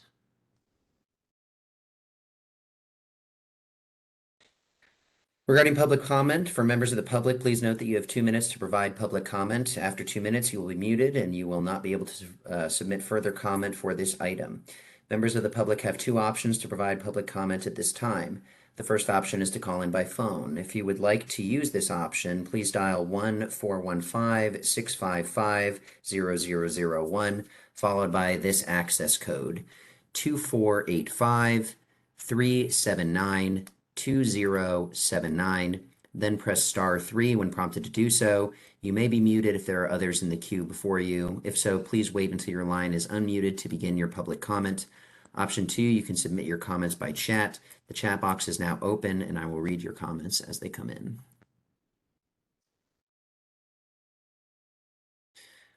Chair, it looks like we do have a caller who has a comment they would like to make. Caller, you will be unmuted momentarily. Please feel free to start your comment immediately. Thank you. This is Bram Goodwin again. Good to see you again. I just want to call in supporting Nina on this. It's so important, just like we talked about in the prior thing, to give more access to different things at a lower cost. I think one of the biggest problems in the cannabis space is through the regulatory system, the amazing costs that put people who are entrepreneurs at financial risk. We got to lower that financial risk so that they're going to then have more events and different kinds of events. There's a theme here. You make things difficult for people, they don't work out. So I just want to support Nina, Ali, everybody that we want to be treated like other kinds of social activities, not like a stigma situation. And this kind of added expense is just, there's no evidence that any of these things are risky. I was down in the Mission when Nina, et cetera, did that great event. People loved it. The fire department loved it. So anyways, support, please. Vote for the resolution. Thank you. Thank you for your comment.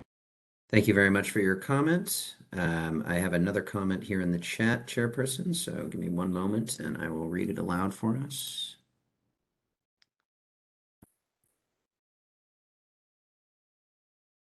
Let's start a clock on myself here. The pilot program excludes smaller event operators and doesn't allow for new events. Event operators need to partner with pre-existing gatekeepers for their established events. This is unfair competition and stifles innovation. Please do not extend the pilot program, draft new legislation. The previous director said that enforcement was an obstacle. Could the OOC hire temporary enforcement officers just to enforce the event regulations? Thank you. And Chairperson, with that, I don't believe I have any other comments in the chat, and I don't believe we have any more hands raised. Thank you, Scott. So with that, do we have a motion to adopt these resolutions? So one thing that I also want to add, and I don't know how I slipped my mind, but to the resolution that cannabis equity events organizers should also be able to get fee waivers from the different departments. Because that was the thing that was really interesting, is that the departments were like, oh yeah, that's only available to brick and mortars. So for future, because one, I'm an equity events organizer, but two, for future equity organizers, they should be able to also benefit from the equity program as intended, and it shouldn't, those things should not only be intended to people that have brick and mortars. I think we can add that to the streamlining of the permit applications, streamlining of permit applications and equity fee waiver. I'll make a note of that. And Chairperson, at the very last second there, when we were about to close public comment, an individual raised their hand. So I'm going to go ahead. Nina, we added something, so we can. Yeah, We'll go Yeah. ahead. Caller, feel free to start your public comment as soon as you are unmuted. You have 2 minutes to make your public comment starting now. Hi, I will make this very quick. My name is Bianca Gutierrez. I am a social equity event planner in the cannabis space here in San Francisco as well. And I wanted to echo Nina and Brahm's statements today, because I was witness to the Carnival consumption and sales area that Nina worked really hard on. And everybody does walk away really, unfortunately do not make any, sorry, I have my son here. It was just really disheartening to see that all that hard work goes into it, and to break the stigma and to normalize cannabis at these events, and then people walk away just losing money, and it's just really unfortunate. So I just wanted to thank you, Nina, for supporting this and getting this through, and that's all I wanted to say. Thank you. Thank you so much for your comment. And with that, Chairperson, there's nothing else in the chat, and we have no one else with their hands raised. Do we have a motion to adopt these recommendations? I motion to adopt the recommendations. I second that motion. Can we get a vote, please? Sure thing, Chairperson. I'm going to do the same thing and try to get the language up here on the screen for folks. So sorry if you give me just a moment. So with regard to the motion to adopt these recommendations for the pilot event program and for the future events regulations moving forward, seat number 8, Chairperson Ali Jamalian, how do you vote? Aye. Thank you, Ali. Seat number 9, Member Aaron Flynn, how do you vote? Thank you, Member Aaron. Seat number 10, Member Ryan McGilly, how do you vote? Aye. Thank you, Ryan. Seat number 11, Member Doug Block, how do you vote? Aye, and while I have the floor, I need to apologize. I'm going to be off camera for the rest of the meeting, but I am sticking around for quorum. Sounds good. Thank you, Member Block. Seat number, sorry, I lost track here again. Is this 12? I believe Member Sean Richard has joined us. Member Sean Richard, how do you vote? Aye, and also while I have the floor, I would like to apologize. I was in court, but I was listening, and at the both agenda items that you voted on, I vote aye on both of them. Wonderful. I will go back and correct the record for that. Thank you, Member Richard. Member Nina Parks, how do you vote? Aye. Thank you, Member Parks. Seat number 14, Member Brennan Hallinan, how do you vote? Aye. Thank you, Brennan. Seat number 15, Member Teresa Foglio Ramirez, how do you vote?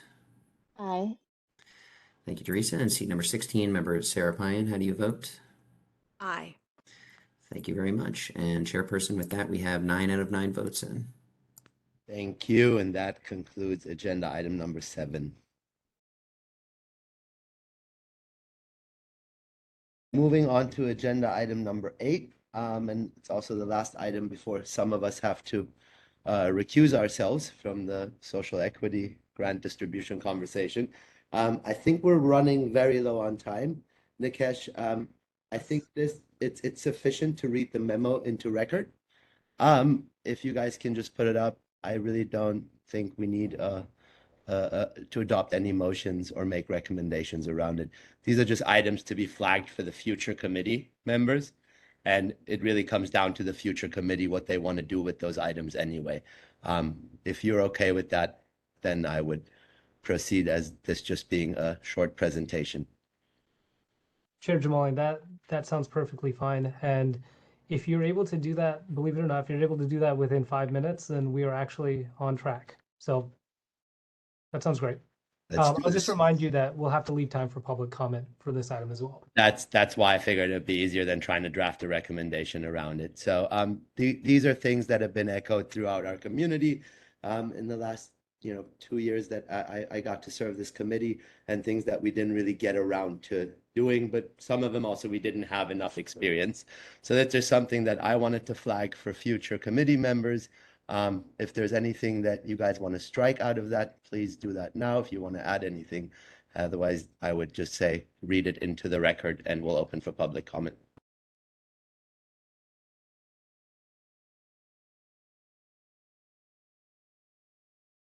And Chair Jamalian, as this is a recorded meeting, and because it is being displayed on the screen, there is actually no need to read it into the record, but it is reflected into the record. And so I think that may even save us a little bit more time. Right. And while you're scrolling, it's pretty straightforward. There's a couple of items here. We got to the event items. Thank you, Nina, for taking the lead on that. Retail hours of operations. We have a lot of retailers here in the city that are on streets where there's bars next door, there's nightlife, and they have to close their doors at 10, and the major rush comes in from 10 to midnight. So that's something that we would like the future committee to consider. There's obviously been a letter circulated. There's a lot of discussions around moratoriums and such. I think it's important to just give the OOC flag the shot clock for the next committee, that there is a mechanism to use to really get accurate data and then discuss moratoriums, suspensions, etc. Also, what's been brought to many social equity operators' attention and has been on many calls is that there's a lot of side agreements and predatory practices in the social equity community, taking advantage of social equity partners, and that's something we also wanted to flag for the OOC and for a future committee, to give you essentially more power to look into all business documents that relate to the application and the entity. With that being said, I would open up for public comment, and I try to do it fast. Thank you, Nikesh. Thank you, Chair. Thank you, Chairperson. Regarding public comment for members of the public, please note that you have 2 minutes to provide public comment. After 2 minutes, you will be muted and will not be able to submit further comment for this item. Members of the public, you have 2 options to provide public comment at this time. The first option is to call in by phone. If you would like to use this option, please dial 1-415-655-0001, followed by this access code, 2485-379-2079. Then press *3 when prompted to do so. You may be muted if there are others in the queue before you. If so, please wait until your line is unmuted to begin your public comment. Option 2, you can submit your comments by chat. The chat box will be open momentarily, and I will read your comments as they come in.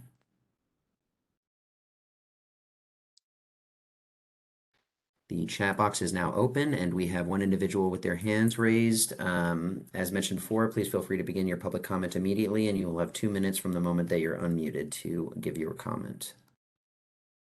Hi, my name is Malcolm Joshua White.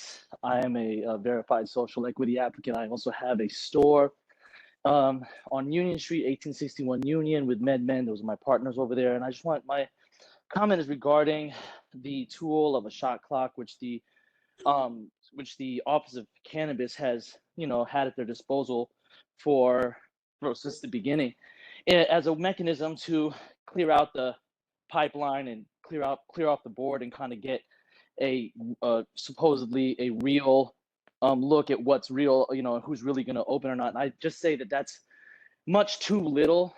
We need to move, and the oversight committee, whether it's this one or the next one, needs to move immediately to recommend a moratorium. The reason being is that some of those applications on there could find investment even in this hard atmosphere if there was a moratorium, or basically a cap, not to say a cap, but a moratorium, because we would open up later down the road, because that's what investors want to know. Investors want to know, are there going to, how many, is it going to be endless applications? And if there was a moratorium, we could say, no, it's closed right now. We're going to get some breathing room. We're going to have time to let the ecosystem rebuild back up after COVID, after everything that's happened, after the, this macroeconomic meltdown that we're having right now. And that would give some investors some confidence, and we need that confidence right now. Not only that, we needed it 9 months ago, which I been very vocal about that. And 20 seconds. And I will continue to be vocal about that, but that is my comment. Thank you very much for listening. Thank you very much for your comment. Chairperson, I do not see any additional comments in the chat, and I do not see any additional hands raised from the attendees. Thank you, Scott.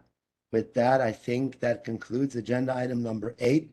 We're going to move on to a quick break. I think a 5 to 10 minute break, at which point some of us will come back and recuse ourselves so that social equity grant discussion can begin. It is now 2:37. I would recommend we reconvene at 2:45. Is that okay, Nikesh? Does that work? That sounds great. Thank you, Chair. All right, thank you.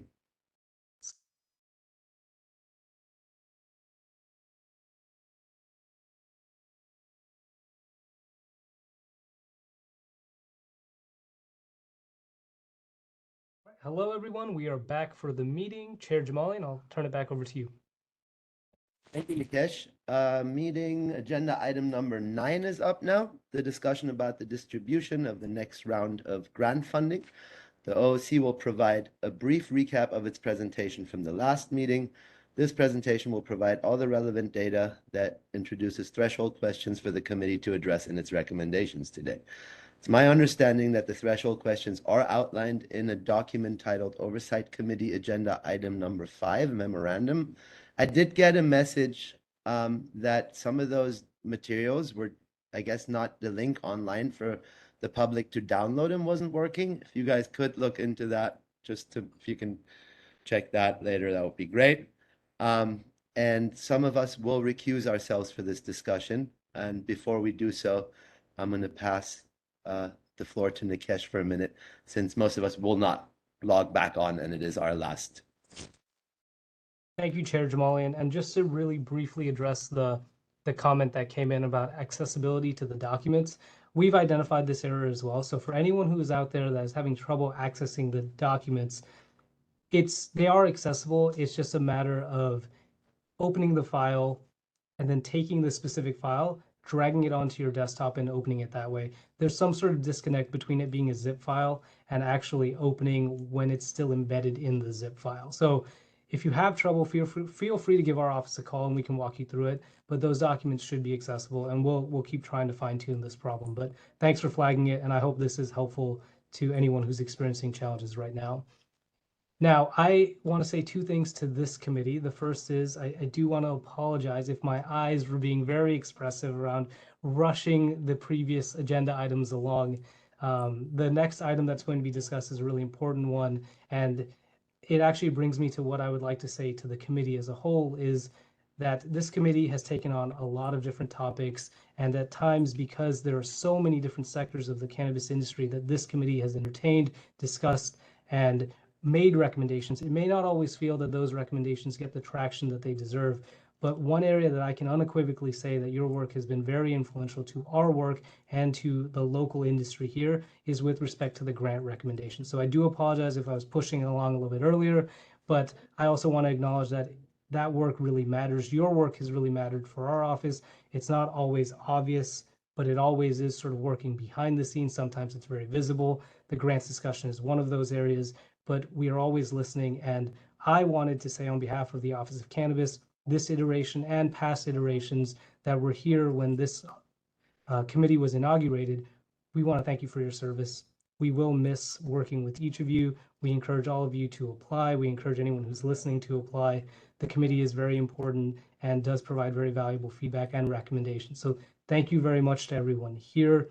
We will miss you. We hope that we'll continue to be able to work together in whether it's in this forum or in other forums. But on behalf of the Office of Cannabis, I do want to say thank you. And Chair Jamalian, with that, before it gets a little too gushy, I'm going to give it back to you.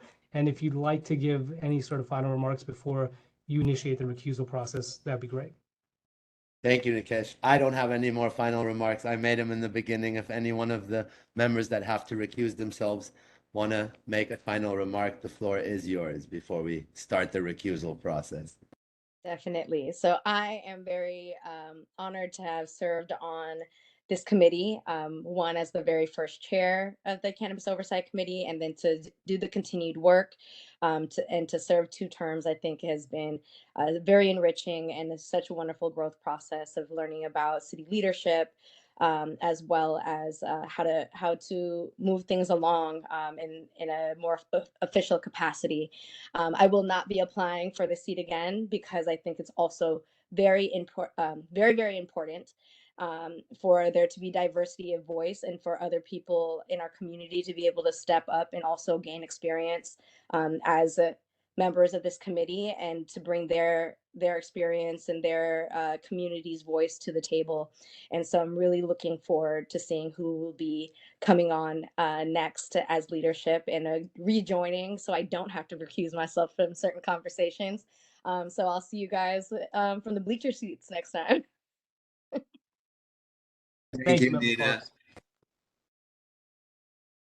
I'm also going to say, recuse myself here. So I also want to just thank everybody from the Office of Cannabis, as well as everyone who volunteered their time on the committee this year and last year, and also thank all the members of the public that participated in the meetings and in giving us all suggestions and supporting, improving our cannabis ecosystem here in San Francisco, medical and adult use. So let's all, whether we're, like to Nina's point, whether we're on the committee or not next year, we all need to stay involved and continue to push this turn the ship in the right direction, push it further in the right direction, and just continue to participate, because that's the only way we're going to end up with the best cannabis system in the country, which I think is what we're all looking for. So thanks to everyone and good luck. Thank you, Brendan. And yeah, before we start the recusal process, I do want to just say it's very sad that we lost Charlie Papas, that he's not at our last meeting. So with that being said, before in my absence, I'm going to pass the baton on to Aaron. Aaron will conduct the rest of this meeting. Now to the recusal protocol. Every member needs to state on record that they're recusing themselves from the discussion because they have a conflict of interest based on financial interest, potentially impacted by the distribution of grants. The member identifies the financial interest. They should give the name of the business and its source of income. The member should then exit by WebEx and close the meeting. And with that, I will start. Chair, before Go you ahead. go into that, I would like to accuse myself as well, but I also would like to say to the Office of Cannabis, it's been a pleasure being a part of this. It's been a pleasure working with all the committee members on here. You guys are excellent. You guys are very knowledgeable. You guys are very understanding and patient with me as well. And I want to thank you guys. I too, like Nina, I will not be applying for another go around. I have a lot of stuff ahead of me that I have to accomplish and fix and finish and get done. And I just want to open up the doors for someone else to step up as an equity store owner, you know what I'm saying, to jump in and be a part of this and learn this. This has been a wonderful experience for me. I know there's been times where I've been hard to get in touch with or wasn't able to jump on right away because one, I'm not always in my office. I'm driving a lot. Um, I can show you right now, I'm sitting in my car in front of my store. So if you can't see me, this is just my life. You know, I do have an office, but I'm very, very rarely there. And so I want to just say to everybody, this has been an honor. It's been a pleasure. Thank you guys all for this opportunity. And I wish everybody a happy holidays and the best of luck moving forward in their entrepreneurship. Thank you. Thank you, Sean. Thank you, Definitely an Sean. honor to serve with you as well. So yeah, Aaron, you're in charge. I will start with the recusal process. I have a financial interest in Sunset Connect. It's a social equity manufacturing and distribution company. With that, I will log off. Thank you, everybody. Appreciate it. Yali.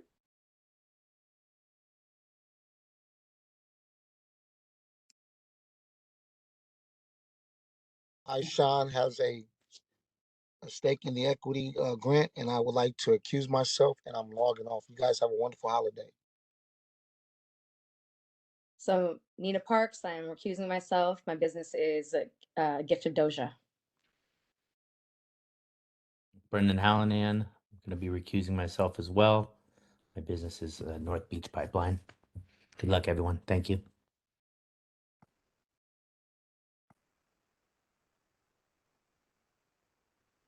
Okay, I believe that is all the committee members that needed to recuse themselves. Is that correct, Nikesh? That's correct. Thanks, Aaron. All right.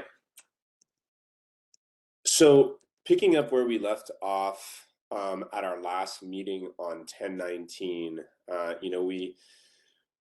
we had moved through the 4 points, or rather the first 3 points of the Office of Cannabis's kind of breakdown of the different points, with very helpful examples that I think allowed us to move the conversation forward as quickly as we could, given the amount of time that we had at the last meeting. And we landed essentially with a soft recommendation that encompassed points 1, 2, and 3, which essentially, it's the same recommendation that answered all 3 of those, bullet points. And I'll just pick up and then open it up for the other committee members to talk about it. I believe our general line of thinking was that narrowing the pool to try to get the grant amount up, also balancing, encompassing as many operators as possible who have a real chance of getting these projects through to completion was our primary focus. And where we landed was going with the verified equity applicants with 40% or greater ownership, equity ownership threshold that are at build out or further, was the category of equity applicants that we felt really kind of encompassed these priorities. And it would encompass a pool of 45 grantees providing grant amounts of $88,215.23 per grantee. I guess to start, Nikesh, and Office of Cannabis, has anything changed as far as that number of grantees that would then affect, this pool of the 40% or greater at build out or farther?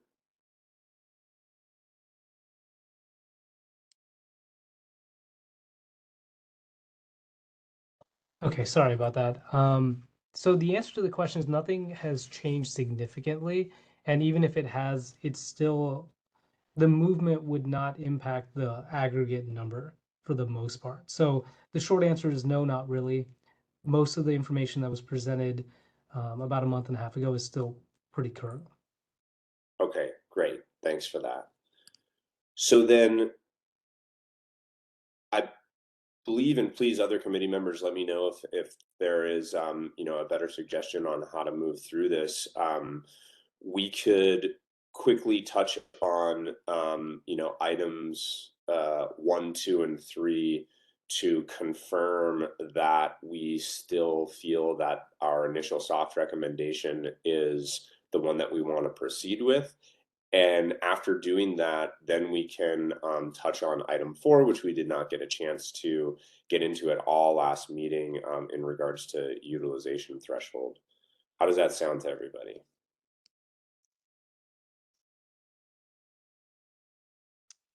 Aaron, if you don't mind, a quick question before everyone weighs in. Please. Yes, any input as well. Would it be helpful to go through the questions as they were initially posed, and then just identify where the soft recommendation fits in?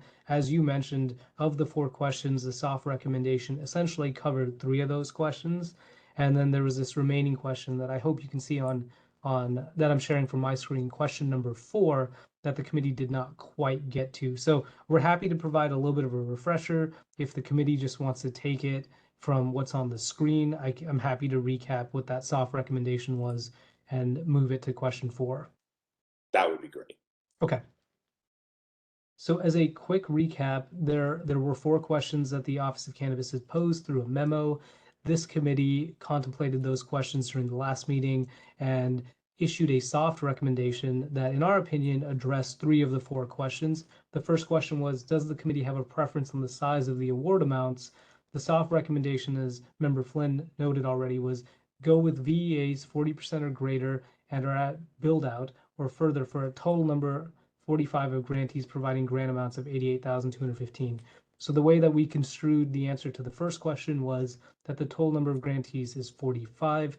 From a comparison standpoint, this number is larger than the number that was than the total number of grantees that received grant awards during the last cycle, and it's a little bit, I believe it's a little bit smaller than the total number of grantees that were eligible for the first cycle. So to answer the question, the size of the award amount is closer to the larger side, especially compared to the last round.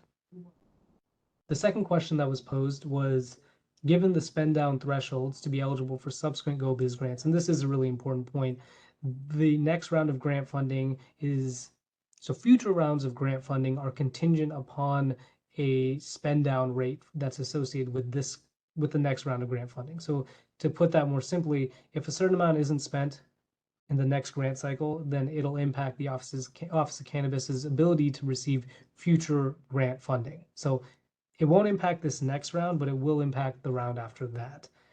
So with that, the question was, does the committee have a preference about which applicants and operators are best suited to spend down their awards? And based on the soft recommendation, we identified this committee as saying, yes, VEAs that are 40% or greater and are at the build out or further. So that would include those that are in the build out phase, that have been permitted, and those who own at least 40% of their business, verified equity applicants, in other words, that are past the build out phase. The third question was, once a preferred group or groups is decided, should grantees be identified based on the size of the preferred groups at a particular point in time, or selected through a randomized lottery? And the way that we construed the soft recommendation was option A. So that leaves this final question of really looking down the line. So this question is saying, once the initial round of grant distributions are made, what should the process be for how they're redistributed after that to ensure that this money is spent down so that future rounds of grant funding will be made accessible to the office? And this is a really important question because what we've learned from experience is that some folks, depending on where they are in the process, are better able to spend money down for a variety of reasons, sometimes for factors that are in their control and sometimes for factors that are not in their control. But it is important for this committee to identify that when this funding is redistributed, what is the utilization rate that you want to use as a measurement for saying, okay, who's going to be eligible for redistribution? Is it those individuals who are able to spend at least 70% of their initial grant award? Is it for those that were able to spend 80%? Is it even higher, those who were able to spend 90% of their initial grant award?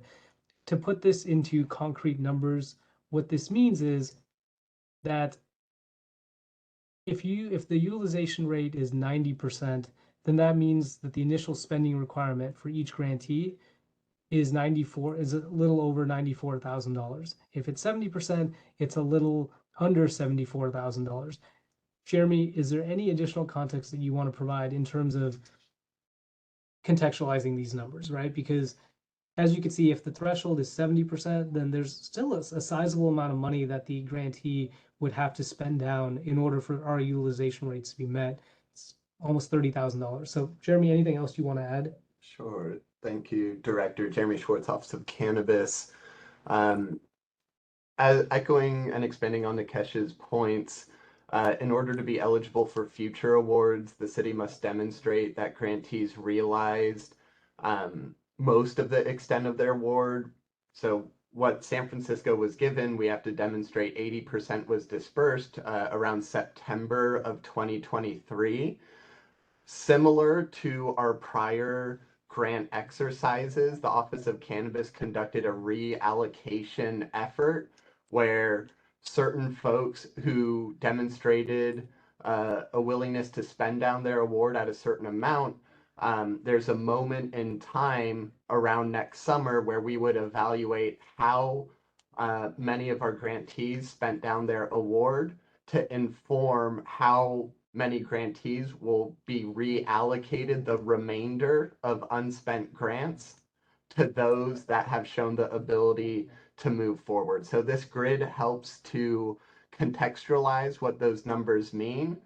The short of it is creating a system that we can pause at around spring of 2023, evaluate how much money still needs to be spent down, and reallocate that money to grantees who are showing a willingness, a desire, and the capacity to spend down their award. That's really the thick of it, is when we pause in the spring of next year, which grantees are best suited to spend down excess funds. So lots of words. I'm sure there are questions. We will stop talking now.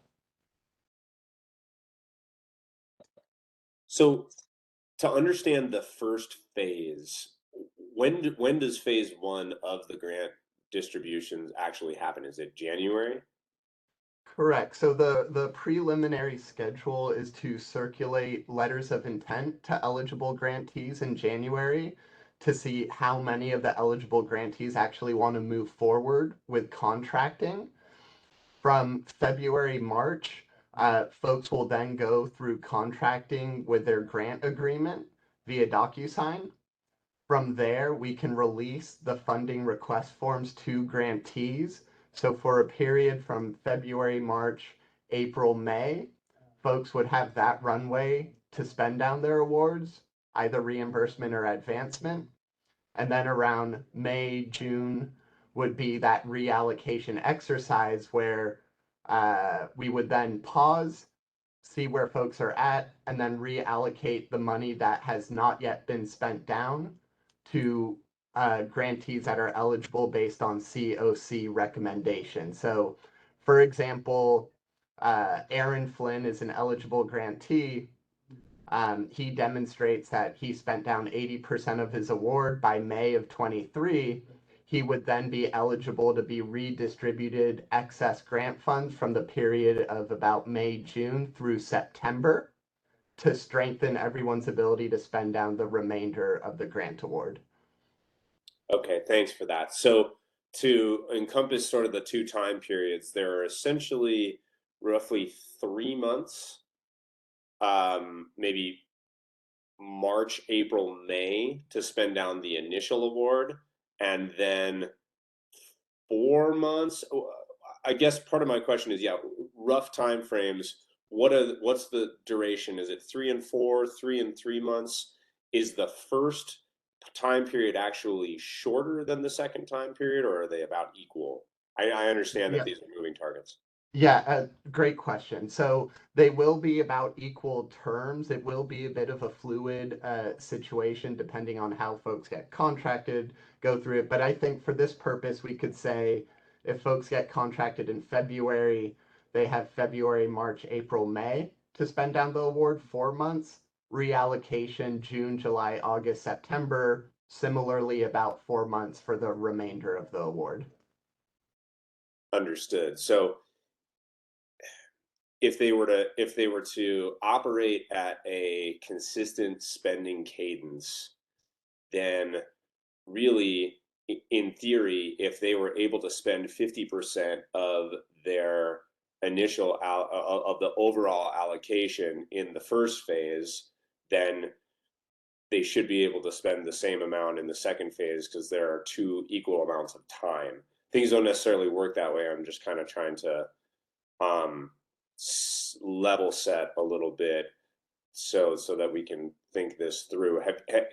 Maybe one of the questions would be, in the first round of grant distributions, did the Office of Cannabis, or do you have any sense of the spending cadence? Did people tend to spend more during the first portion of their distribution as opposed to in the second portion, or was it spread fairly evenly, or did you see more spending towards the end? Great question. So using our most recent round as an example, about 31 eligible grantees, the majority of which were able to either completely spend down their award or may have had a nominal amount left over. There were about 4 or so grantees who didn't pursue their award or spent down a small component that the state was nice enough to extend the term of the grant contract to spend it down further. So all to say is, because folks have gone through the supplier system in the city, which gives them the ability to receive funds, it has shortened the timeline for them to realize their award, because many of our grantees have already gone through that registration process. So all to say, the people that have their supplier numbers, funding request forms, they should be able to spend it down relatively swiftly. New grantees who have not yet gone through the supplier system will have to endeavor through that quickly to ensure they have enough timeline to spend down their award. So that's probably the most important variable. New eligible grantees will have to embark on a procedural journey before they're able to submit funding requests, spend down their award. Great. Thank you for that context. I think that helps inform the thinking here, in that there is a group of applicants who have already done this. They're going to receive their funds quicker because there's less of an administrative process, and be able to spend that down. The new folks that are receiving these funds, it would be unfortunate to set the utilization rate too high, which would then, push them into, a situation in which they have a condensed period of time with which to spend down. And I would say that part of this is, we don't want to, there's a lot of things to balance, but we certainly don't want to encourage unnecessary spending solely to meet the spend down rate, because you can spend money on anything.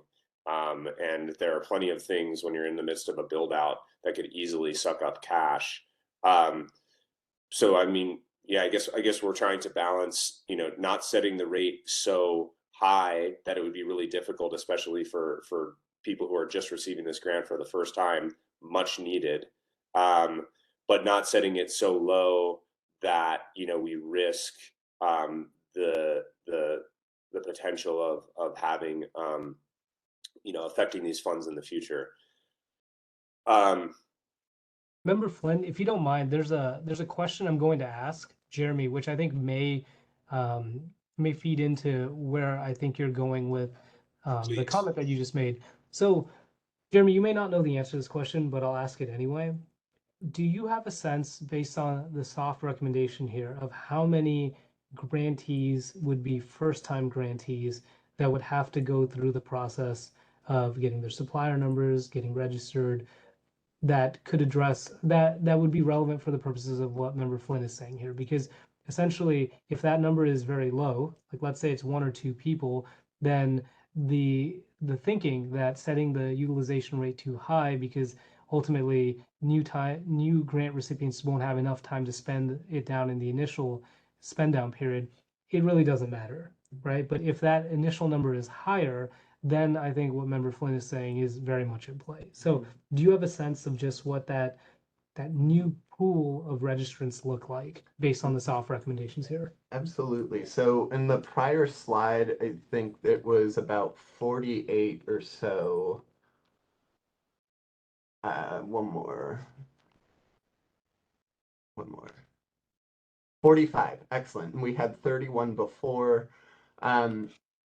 So we're looking at, some are repeat, most are repeat players. I think we're looking at about 10 or so of 45 that may be new to the grant program. Okay, that is helpful. And Member Flynn, while you're chewing on that, just something else to keep in mind. We're at 3:15, and this item, I suspect, will have public comment. So just factoring that in as you proceed for the next 45 minutes. Understood. So I think that my train of thought here is fairly clear. We want to try to continue along the theme of being as inclusive as possible while being realistic and making sure that we're taking into account folks who are doing things for the first time, and how spend down is going to be a little bit more difficult for them, but also not wanting to set the utilization rate too low. I want to pause for a second to see if any of the other committee members have thoughts on kind of where we've come to up to this point with the good feedback from the Office of Cannabis. Anyone else?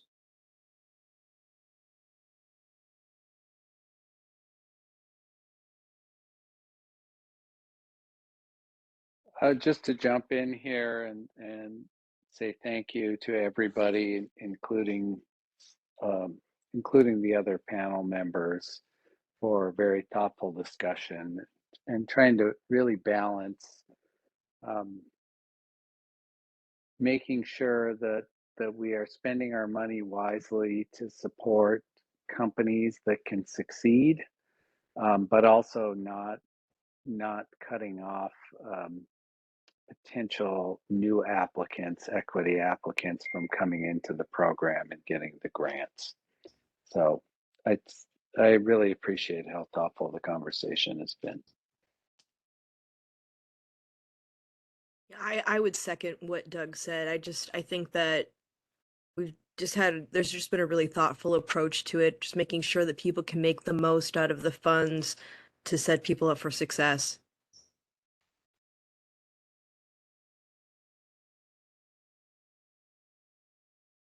Okay, thanks for the input, fellow members. So then maybe to dive into the numbers a little bit and just wrap our heads around dollar amounts. We're talking about a roughly $88,000 distribution to each one of these 45 applicants. Is that correct? Based on the soft recommendation, that is about right. Yeah, so 88,215. Keep in mind, these are estimates, and this number will be recalculated based on the grantees that accept their awards and those who choose not to. So it could go up a little bit, but yes, this is generally right. So if we were to land at a 70% utilization rate, then we're talking about roughly 62K. Yeah, right around $62,000 for the initial phase, and then the remainder 26,000 for that second portion. I mean, every project is different. Certainly, sort of front loading spending, given that operators can likely have contractors standing by, likely have, purchases that they have been intending to make for some time in the queue, and as soon as this money lands, they're going to be able to start spending.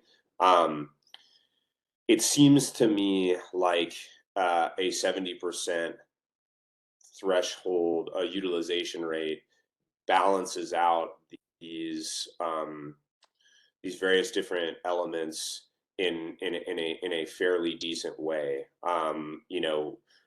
The ability to spend down $20 some odd thousand, $26,000 over a 3-month period should not be too burdensome, just given how expensive everything from trade labor to materials costs and everything is right now. And I would say that there would not, my experience, there wouldn't be a large risk to jeopardizing future grant funding with operators, being set at that amount. And I would also say that, spending down 62 some odd K in a period of 3 months, especially if there are a lot of things that operators have been waiting to do till this funding comes through, seems realistic. I want to just kind of try to hone in on a starting point and open up some discussion on from both the Office of Cannabis's viewpoint and other panelists on what a 70% utilization rate, kind of how that feels to everybody, and if we feel like we're circling around a decent spot that, again, encompasses as many of the concerns as possible. I have a question. So just to review, we'd be looking at the LOIs in January, the dispersal, we'd be giving out the grants in February. If they spend 70%, then they will be qualified for the redisbursement of the residual grant money. Is that what we're looking at? Correct. Okay, thank you. Keeping in mind that there's a 80% threshold that the city and county of San Francisco has to be able to show the state has been spent down over the entire grant period. And so one of the mechanics would be if an applicant has not spent down whatever threshold is landed on, then their remaining funds goes back into the general pool to be redistributed by everyone who was able to spend to hit their utilization rate. Well said. Perfect. Okay. And are we looking at, for that 80%, that would be an average, because some people are going to be spending more of the grant money than other people. So that would keep us collectively at an 80%, at the required 80% rate. But 70% is where they'd be able to qualify for the distribution of the remnants. Yeah, just to clarify really quickly, because numbers can be confusing. The 80% is a threshold that's set by the state. So it is a threshold that refers to how much of this round of grant funding has to be spent down to be eligible for the next round.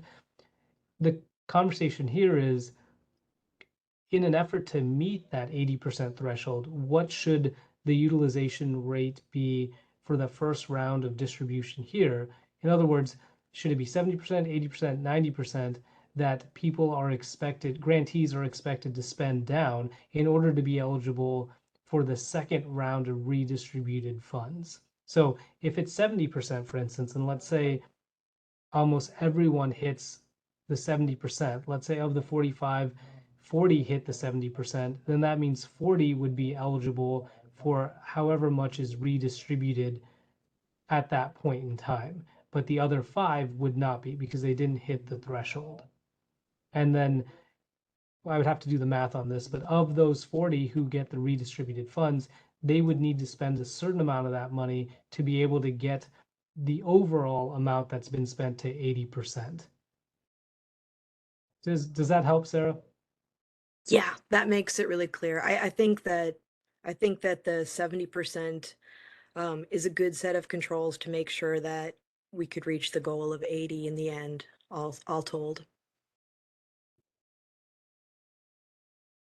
I agree, especially given just the spending cadence on these projects. Also, given I know that the amounts were smaller in the last round, but it sounds like spend down went well.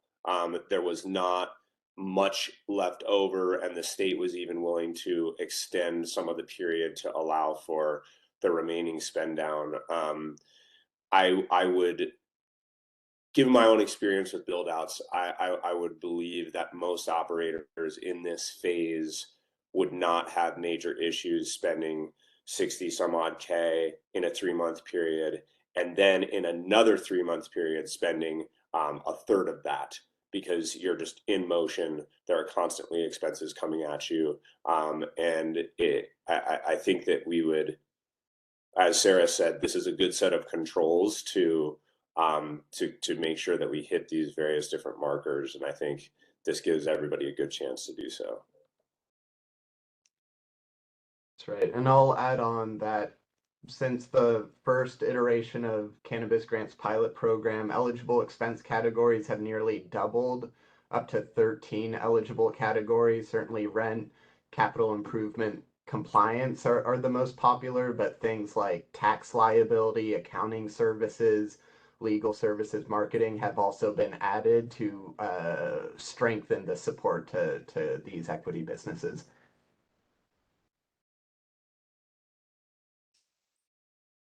The money will likely get spent, I think, generally speaking. So it feels as though we are approaching some consensus on item 4. I want to just open it up to the other committee members to see if there are any additional comments. And then also Office of Cannabis, if there's anything else that you guys feel is pertinent, any other information or any other considerations that you think that maybe we haven't touched on before we kind of start to move down the road of making a recommendation around the 70% utilization rate.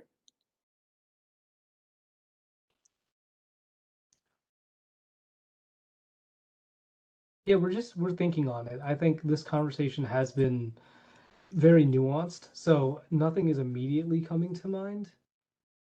But I'm happy for the both of us and anyone else on the team to think about it as other committee members weigh in. Cool.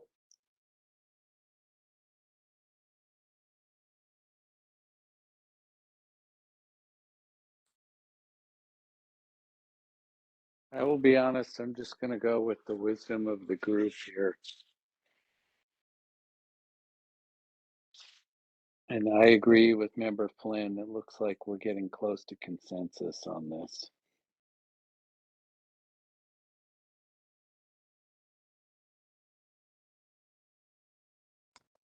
I think if this information is helpful, just updating the table. So this table here is based on an allocation of $104,000 per grantee, right? But recalculating this to the size of the award that this group is suggesting, closer to 88,000. Here are what the numbers look like. So if the utilization rate is 70%, that means each grantee has to spend around 61,000, so 62,000, which we've established. If it's 80%, then that increases how much has to be spent down in that initial 4-month period by about $8,000. So it's closer to $70,572. And if the utilization rate was 90%, then it would almost be another $20,000 that the grantee has to spend down. So I'm not sure if that helps at all, but it does put these numbers a little bit more in frame that the delta between 70 and 80% is about $8,000 more that the person would have to spend down to be eligible for the next round. The trade-off there is that if more grantees are closer to that 80% or have exceeded it, then there really isn't as much of a concern that they'll be able to spend it down in that will hit the 80% utilization rate more generally by the end of the grant term. There's a little bit more of a risk if you're lower than 80%, and there's certainly less of a risk if you're higher. But if those numbers help at all, I wanted to share them. They do. Thank you. I'll share my thinking. Again, just given that there are equal periods of time for these two tranches, and again, once spending starts, it's in motion, and bills and expenses are coming at you pretty consistently. If you have been able to spend $62,000 in 3 months, spending $26,000 in 3 months should not be an issue. I have not experienced any type of slowdown in these processes as time goes on. If anything, the expenses can kind of tend to accelerate as you're getting closer to completion, and there are a variety of different loose ends, all of which cost more than are typically anticipated. So that's what gives me some peace of mind here, that I think we'll hit the overall 80% spending threshold dictated by the state.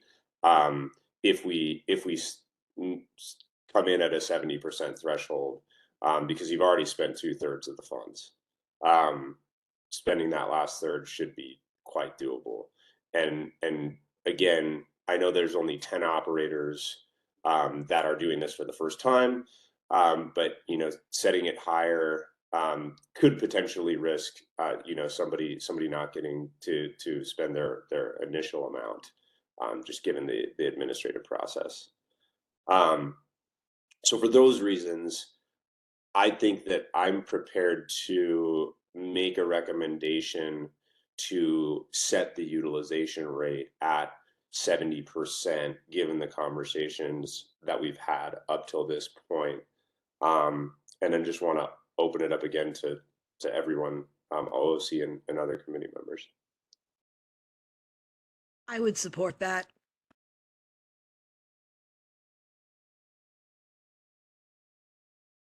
I also support the 70%. I as well. Yes. Awesome. So Nikesh, procedurally then, how would you suggest we proceed here? Would we go ahead and, I mean, this almost sounds like maybe even a little bit more than a soft recommendation at this point. But I'll defer to you guys on how you would suggest we kind of start to cement these recommendations and then push towards a resolution. Thanks for the question. So just to do a little bit of an inventory right now, there's a soft recommendation from the last meeting. It addresses 3 of the 4 questions, and there is a recommendation that was proposed, and there seems to be general consensus amongst this committee regarding question number 4. That's where we are right now. None of this has been put to a vote, and a motion hasn't been made, which is appropriate because there's still a matter of taking public opinion. So there are a handful of ways to proceed, but I think the one that probably makes most sense, given that there's consensus at this point, is opening up for public comment, taking public comment, and then once public comment closes, coming back to these softer recommendations and putting each to a motion, then to a second, then to a vote. And that should do it in terms of having final votes being made. Now, of course, something from public comment could impact these soft recommendations, which is why it makes sense to take public comment now as well. So I think this is a good time to do that. Absolutely. And just to speak to the members of the public, please, if there is anything that you do want to contribute to this conversation, many of you are the folks who are directly impacted by this. Certainly your comments at the last meeting helped inform some of the soft recommendations. So please take this opportunity. We want to make sure that we're making these decisions based on your input. And with that said, let's go ahead and open up public comment. Sure thing. Designated Chair Flynn. Regarding public comment for members of the public, please note that you have 2 minutes to provide public comment. After 2 minutes, you will be muted and you will not be able to submit further comment on this item. Members of the public have 2 options to provide public comment at this time. The first option is to call in by phone. If you would like to use this option, please dial 1-415-655-0001, followed by this access code 2485-379-2079. Then press star 3 when prompted to do so. You may be muted if there are others in the queue before you. If so, please wait until your line is unmuted to begin your public comment. Option 2, you can submit your comments by chat. The chat box will be open shortly and I will read your comments as they come in.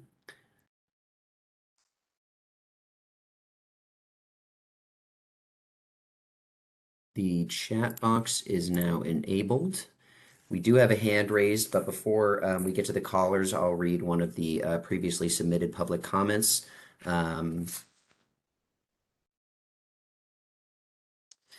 Dear Office of Cannabis and Cannabis Oversight Committee, we are writing to express our comments about how San Francisco should spend the $3,969,685.20 in direct assistance grants. Preferred groups, VEAs 40% or greater approved, should be the group to receive funds. Rules, no round 1 and 2 applicants should receive any funds. Spend down, all applicants must be required to demonstrate meeting spend downs before contracting with San Francisco. Amount to award, option 1, 10 awards of $200,000 in emergency awards to verified equity applicants for $2 million. Option 2, 24 awards totaling $100,000 each for $2.4 million. The remaining funds can be distributed however they like. Emergency option. We are asking the OOC Oversight Committee to adopt emergency rules or powers from COVID to ensure timely issuance of funds.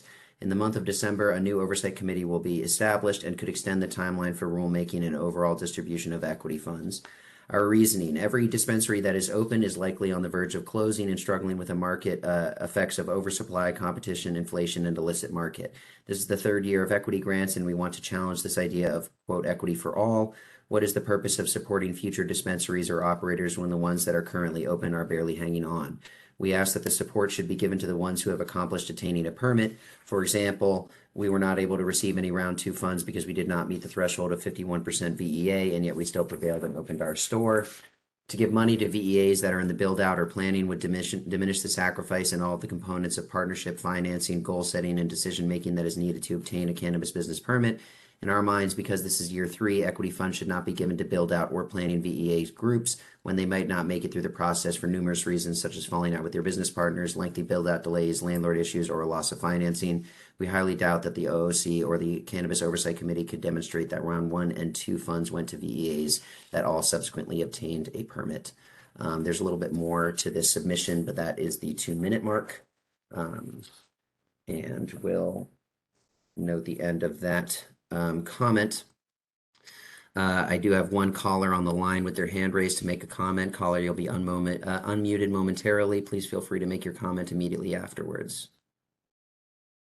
Thank you, Cannabis Oversight Committee, for allowing me to address you today. My name is Malcolm Joshua Whites. I'm back again. I'm a VEA Social Equity CEO, 40% owner. My current license club is open at 1861 Union Street in San Francisco's Cow Hollow neighborhood. I've been following along for this talk, and I agree with most of what Aaron said. I just want to add my experience having my personal recommendation that we should issue grant money to social equity applicant owners with currently operating licenses, including SF equity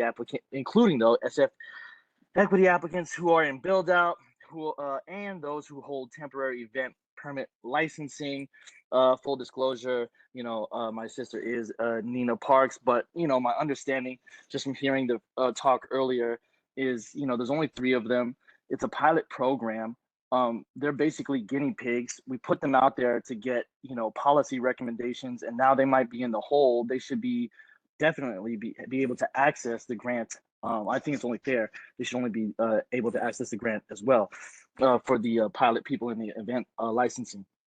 Also, I'd like to end off with, as long as those social equity owners maintain 40% equity and they're in build out or further, I think that they should be able to access the grant. And I'm also okay with the utilization of 70% that was recommended for the first tranche. And that is my public comment. Thank you very much. Thank you so much for your comment. We have another caller on the line. Caller, as soon as you're unmuted, feel free to begin your public comment. This is the caller with the number starting 415902. Connor Johnston, thank you for considering this and hearing me out. I am a partner in a couple existing social equity dispensaries, including actually the first approved social equity dispensary. And I also actually consult helping new social equity retailers get online. And as everyone in this meeting knows, it is a bloodbath out there. If your revenue isn't down 40 or 50%, you're probably lucky. If you haven't had to lay off staff, you're probably lucky.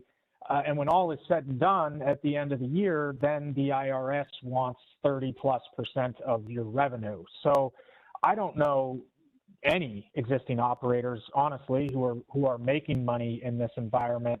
And I think it speaks to the fact that the existing operators need as much assistance as this grant program and as the local and state government can provide. The putative tax reform from the state is not really going to move the needle, unfortunately. And unless and until we have serious federal reform, it is going to continue to be a bloodbath. And we've got to support the existing operators. Obviously, I'm biased in saying that because I am one, but I say it because it's true. We need help. We need grant money. We need support. These social equity business owners, the social equity applicants, are going to face the prospect of going out of business, which is a damn shame given all the promises that we've made to them over the years. Thank you. 20 seconds. Thank you so much for your comment. We have a third caller on the line. This is the caller with the number 4, starting with 415519. Feel free to begin your comment as soon as you are unmuted. It's Ed Brown speaking on behalf of Ponso Brothers. We would like the Office of Cannabis and its committee to give money to those who are 40% or more equity holders. We feel that this money should be given to people who have not received rounds 1 and rounds 2. They should be given money to some other kind of further consideration or some redistribution. We are totally against any kind of lottery, unless you want to have a lottery for people who are just in the build-out phase. We are concerned that San Francisco won't get any more money because of the spend down requirements from GoBiz. So we would like the city to really look at, and this committee, to really look at whether or not 70% threshold is the appropriate amount, given that we won't get any more funding anytime soon. We feel that that money should be at 100% of the utilization threshold to guarantee and ensure that those people can meet their spend down requirements before they're contracted with the city.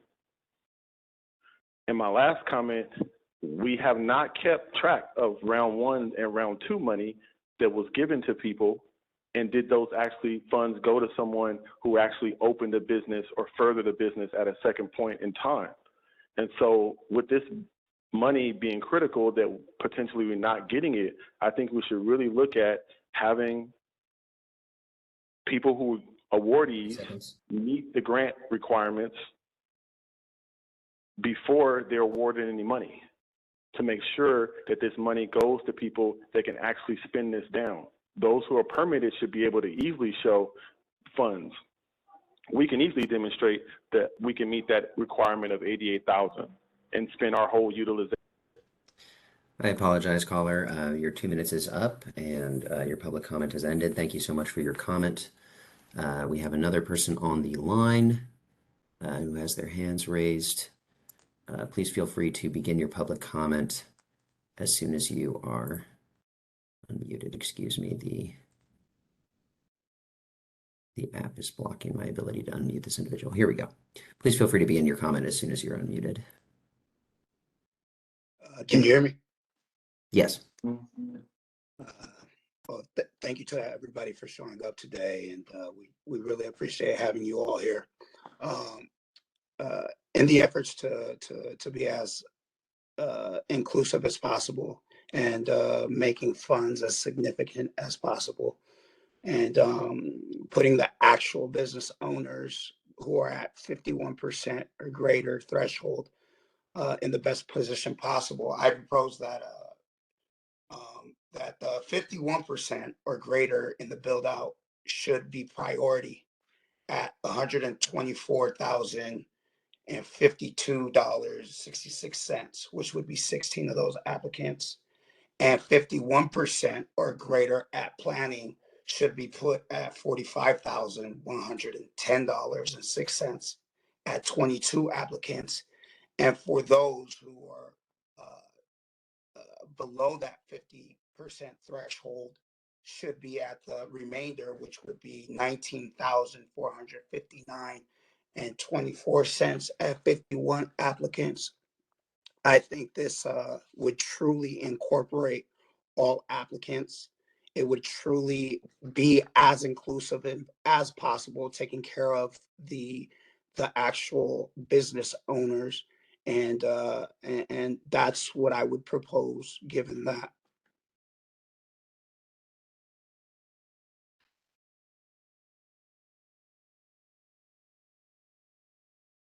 Thank you so much for your public comment.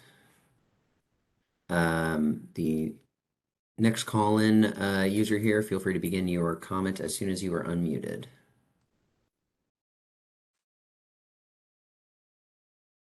Hello, can you hear me? Yes. Oh, great. Hi, this is Johnny Delaplane calling on behalf of the San Francisco Cannabis Retailers Alliance. Thanks to everyone for taking up this very important issue. We're just here to support the soft recommendations that the committee has made, with an emphasis on, how tough it is out there for these operating businesses. And I'm sorry, did someone else jump in? Anyways, so thanks everyone for taking up the matter. This is an environment that is kind of unprecedented with the just the complete crash of the market here, and all the existing businesses need the support as much as they can. Anybody in the build out phase is going to need that help to get open as well. So we're here just to support the soft recommendations and to thank everyone for taking up this important issue. Thank you. Thank you so much for your comment. Designated chair, I believe we have 1 or 2 comments in the chat that I will read now. One brief comment here. Thank you to all committee members for your service and thoughtful commentary. Another comment here. I second all of the soft recommendations with the following caveat. Grants should be distributed to VEAs with building permits or later in the process, but I believe the funds should be prioritized for VEAs with ownership of 51% or more. These folks need the most support, and prioritizing them will lead to more independently owned businesses. I also second the 70% threshold requirement and a reasonable deadline to show that spending. And designated chairperson, with that, I believe that is all the comments that I see in the chat, and I do not see any new hands raised amongst our attendees. Great. Thank you, Scott. With that, public comment is closed. Thank you to all the members of the public and everyone who put your public comment forward. It's helpful to really understand where everybody is coming from, and as you can see from the scope of the public comment, you know, there's a wide different range of concerns, and frankly, everybody's under fire. It's a bloodbath, as Connor said. I think that's almost the only way that you can describe it. Trying to balance the needs of the open retailers with which are very real, and wanting to maintain that ecosystem, along with the folks who have already you know, really put a lot of time, effort, blood, sweat, and tears into at least even getting into the build out process, and trying to be as inclusive as possible. It's a nuanced conversation. It's challenging. Obviously, I think we all wish that there was double to triple the amount of grant funding that could go around. And I think continuing to try to just make the priority being as inclusive as possible, while also being as realistic as possible, is what we're grappling with here. One question that I think public comment sparked for me, Nikesh and Jeremy, what is your sense for new grant applications, and you know, what opportunities might exist out there for more grants in the near future? And obviously no one will hold you to it, but I imagine that the Office of Cannabis is at least in the process of applications for additional grants. Thanks for the question, Aaron. I'll let Jeremy speak to this. As you said, things are in flux, and we are certainly making efforts to acquire or to secure funding that is out there. So don't hold us to it, but here's where we currently are at this point in time. Sure. So the Governor's Office of Business and Economic Development, GoBiz, this is the award we're talking about. The city is endeavoring to apply for their most recently issued RFP solicitation. It does appear that there is a smaller amount of funds available. If we consider what we're talking about now, GoBiz 3, potentially GoBiz 4, if San Francisco is awarded, may be even smaller than what we're experiencing right now. Separately, as sort of on the peripheral of this, is additional support through free technical assistance. For example, we've issued an RFP for things like permitting and grant support, professional development, security consulting and training. The deadline is December 16th for community members to apply. So that comes to mind for additional support that we're contemplating, not just applying for the next round of GoBiz, but also to launch technical assistance to further support the community. Great. Thank you, Jeremy. That's helpful. We know you guys are doing everything that you can in order to continue to support local operators, and appreciate it very much.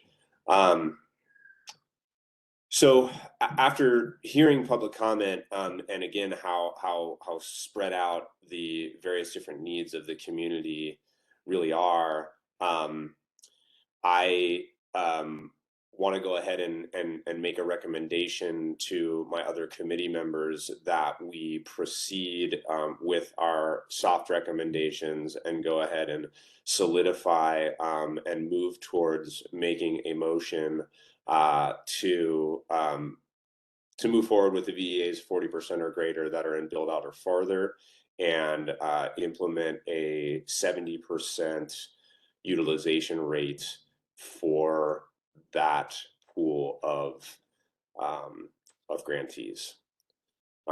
So let's open it up to everybody else. And Member Flynn, before we proceed, would it be helpful if Scott shared his screen and typed out what the recommendation is, just so there's no confusion and so that it's on the record? Okay, perfect. Scott, if you wouldn't mind sharing your screen, and I think you have the memo from the memo in advance of this meeting. You can certainly borrow the soft recommendation that's issued there in the memo. And then, Member Flynn, if you wouldn't mind repeating the second part that you'd like added on as a potential motion, that would be helpful. And then I think you can move from there. Of course. I'll give Scott a second to get his screen up and copy paste that first piece from the soft recommendations.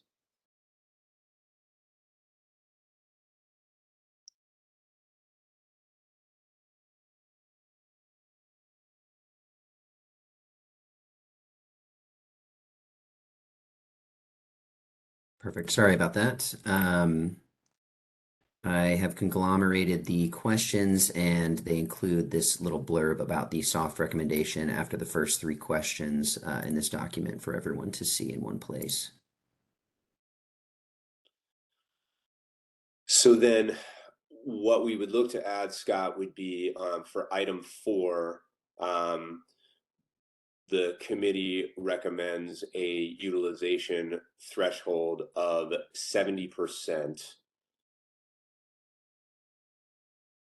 And Nikesh, would we want to include in this language specificity around when the 2 different time frames for the tranches exist, or is just stating a utilization threshold going to be enough to make a solid recommendation? It's a really good question, and my instinct is that including a certain timeline may be challenging at this point, given that it may be fluid in terms of when the letter of intents go out, when the grant contracts are entered into. So going back to a point that you made earlier, we certainly wouldn't want to put people in a position where they don't have enough time to spend their grant award down in that first phase. So setting a deadline now at this point for when that first phase would end and when the utilization rate would be triggered seems a little bit challenging, just because we don't know when the process will ultimately start. Jeremy, do you have any thoughts, or have you learned anything from past efforts that might help address this question? Well said. Some administrative flexibility is always helpful for fluid situations, and I'd leave that there. Okay, great. Well, then we can make a recommendation on the threshold now, and we can leave it to future oversight committee members to possibly make recommendations on the timing, and certainly leave it also in the capable hands of the OOC. And Member Flynn, if just for clarity's sake, because this is the last meeting of this particular committee, can you include in this recommendation the tail end of the question? So that way there's no questions about when this utilization rate or who the utilization rate applies to. So in other words, the question said, should a utilization threshold be applied when determining which grantees to redistribute grant awards to in the late spring of 23?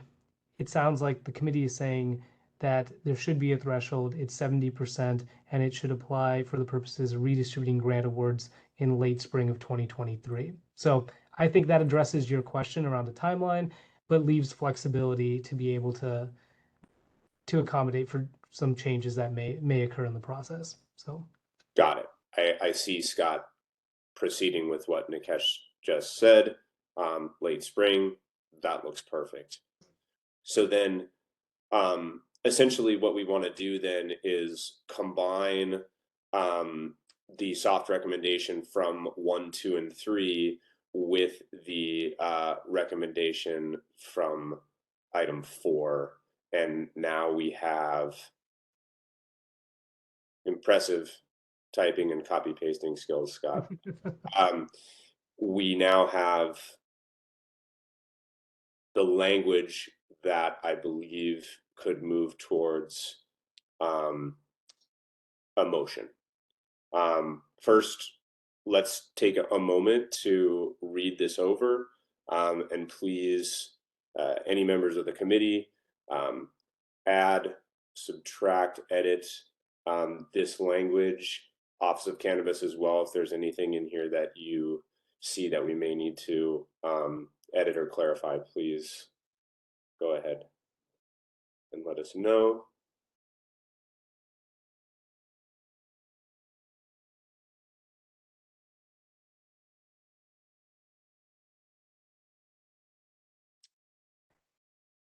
Member Flynn, just a question that comes to mind, and this is something the committee addressed for round 2, but at what point in time would you want this universe to be determined, right? So it could be as of the date that the data is reflected on this presentation, which would be October of 2022. It could suggest a future point in time. It'll be helpful for us to have clarity on that particular item so we know when to determine what the universe looks like. If it stays as is, then it would be as of October 2022. And this number, it's an estimate ultimately, but it would be very close to, give or take, it would be around that number. So understood. And just as a data point, between our last meeting on October 19th and this meeting, there was no substantive change to that overall pool of the VEAs at 40% or greater build out. We determined that earlier, correct? So I guess what I'm trying to say is waiting another month or pegging it at the end of the year, if that makes things simple, or at the beginning of the year, wouldn't likely change the number of applicants in this pool by any significant margin. Would that be accurate to say?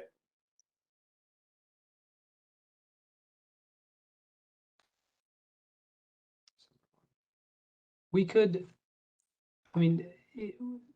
conduct the count as of December 1, 2022, if that would just make this a little bit cleaner.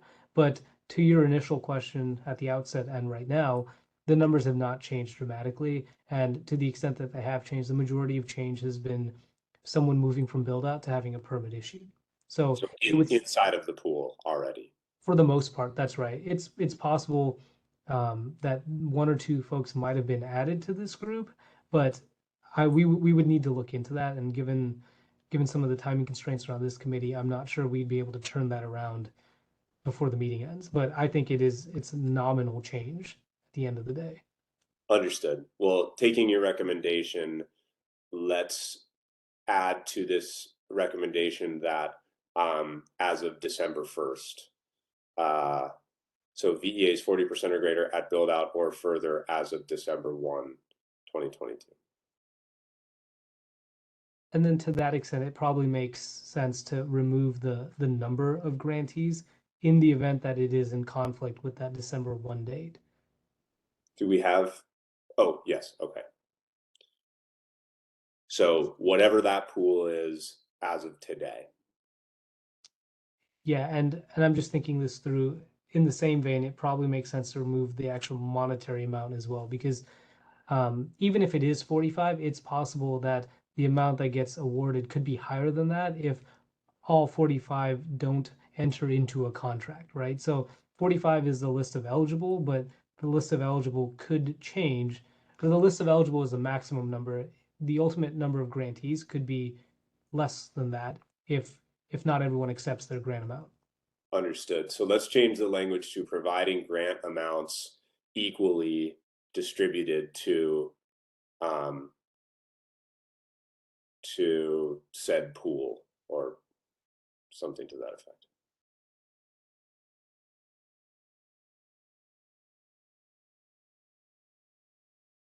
that looks good. Yeah, do we feel okay about that?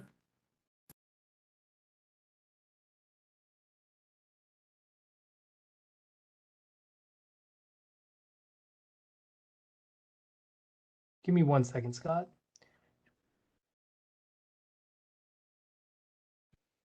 Be eligible for redistribution.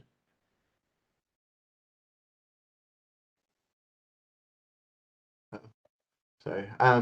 Scott, a point of clarification towards the end of the highlighted blurb, instead of which should apply, which would be eligible for.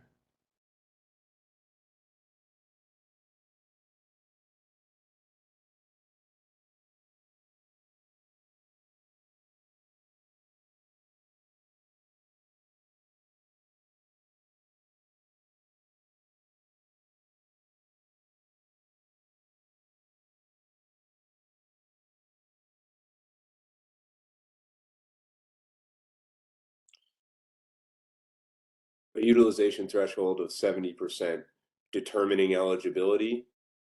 But if Jeremy's language were, now it's just semantics, I think. Aaron, can you say that again? I think I may just not have heard the full comment. I was just saying, the last sentence, the committee recommends a utilization threshold of 30%, which would, no, I think how it's written is fine, which would be eligible, or which would determine eligibility for redistributing grant awards. Yes, you're right. Yeah, I think that's right, which would determine eligibility for redistributing grant awards in the late spring.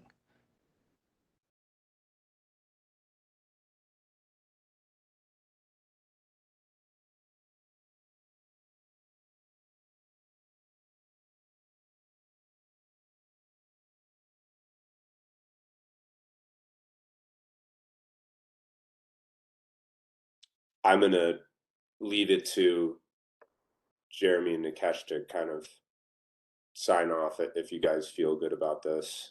It looks good to me, but you're the ones who are going to have to work with this statement. So let's make sure it's right.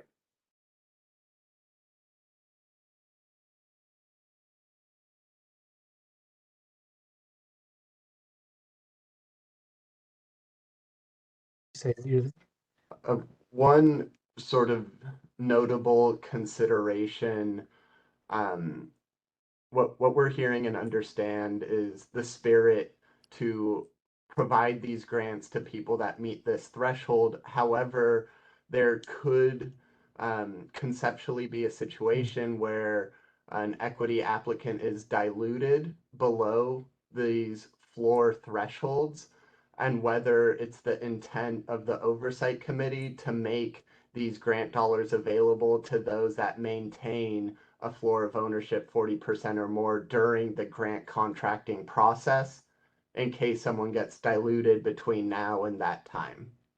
And Jeremy, can you give a tangible example? Because you're raising a good point, but it's harder to track, right? So just using a hypothetical might be helpful. Yes. Let's say Aaron Flynn is the 40% equity applicant at build out as of this date, which would meet this eligibility as written. Let's say Aaron Flynn is then diluted from 40% to 20% in January of 23. Would it be the Oversight Committee's intent that Aaron Flynn would be eligible for the grant award when he was diluted between now and the point of being contracted? I understand. It seems as though we could probably come up with myriad scenarios in which things shift and change over this period of time, and that we have to just sort of pick, we've picked a date, December 1st, and my sense would be that we've established here that you need to be at 40% or greater as of December 1st. If that were to change in the future, you still would have met that threshold at this current time. And from a practical standpoint, I understand why we want 40% or greater to really encompass, businesses that are owned mostly by equity applicants. I would say from my personal experience, if somebody did dilute in this period of time, it was because they desperately needed the money to do so. That aside, my sense is, but I'm very open to hearing from other committee members, that we pick this point in time. If you're at 40% now, you meet the threshold. If that happens on down the line, you would still receive the funding, as opposed to putting another mechanism in that might complicate things. But I'm very open to hear from other members on their thoughts.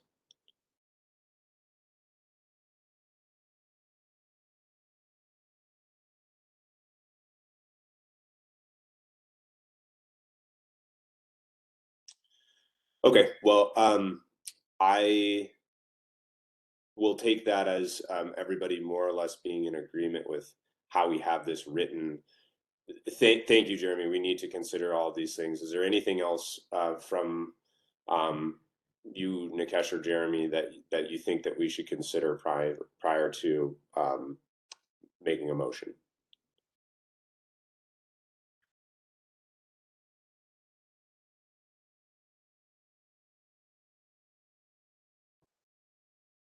This was a robust conversation. So I think a lot of the factors that we were concerned about, they've been brought up in this conversation. They're reflected in public comment, and this addresses our 4 questions. So at this point in time, we can't think of anything else, and it's clear. So okay, yes, thanks, guys.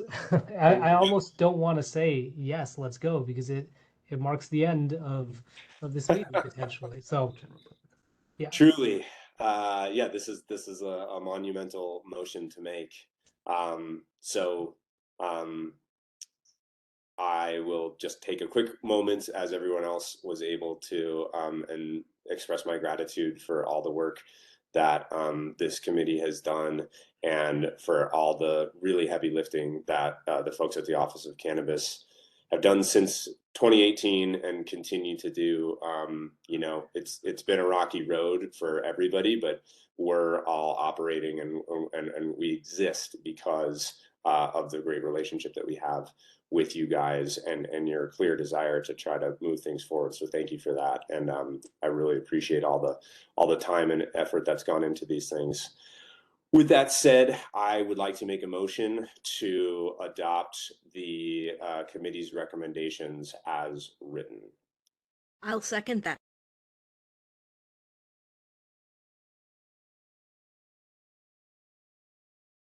Okay, great. Then I think in terms of the next step, it's a matter of putting it to a vote. Given that this is a shorter recommendation, I think just to be clean, you can certainly read it out as a motion for read it out, second it, and then put it to a vote, just to keep it very clean. Absolutely, no problem. Put it back up on the screen so it's a bit I didn't quite have a chance to memorize it. Understandable. Come on, Aaron. I'm slipping. Give you the full screen there. Okay. I would like to make a motion that grants should be awarded to verified equity applicants of 40% or greater that are at the build-out phase or further as of December 1st, 2022, with grant amounts equally distributed within this group. The committee recommends a utilization threshold of 70%, which would determine eligibility for redistributing grant awards in the late spring of 2023. I'll second that motion. Thank you. So within this motion to approve of these recommendations, seat number 9, designated Chair Aaron Flynn, how do you vote? Aye. Thank you, Aaron. Seat number 10, Member Ryan McGilly, how do you vote? Aye. Thank you, Ryan. Seat number 11, Member Doug Block, how do you vote?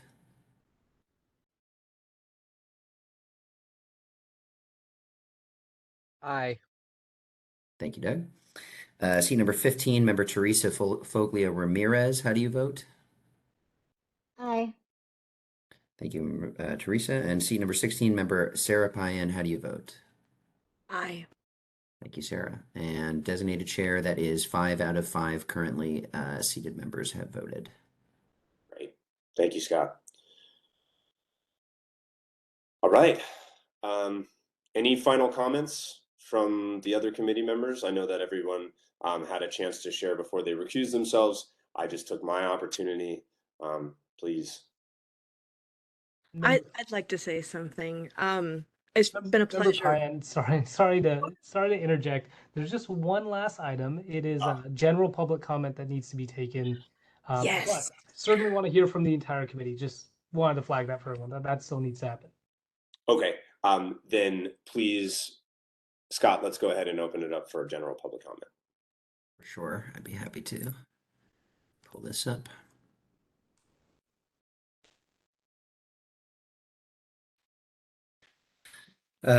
Regarding public comment for members of the public, please note that you have 2 minutes to provide public comment. After 2 minutes, you will be muted and will not be able to submit further comment within the general public comment section. Members of the public have 2 options to provide public comment at this time. The first option is to call in by phone. If you would like to use this option, please dial 1-415-655-0001 and followed by this access code 2485-379-2079. Then press *3 when prompted to do so. You may be muted if there are others in the queue before you. If so, please wait until your line is unmuted to begin your public comment. Option 2, you can submit your comments by chat. The chat box is now open. I will read your comments as they come in. And let's see here. I've got a good number of hands raised here, so why don't we start with those. First caller, your 2 minutes will begin as soon as you're unmuted. Please feel free to begin your public comment as soon as you are unmuted.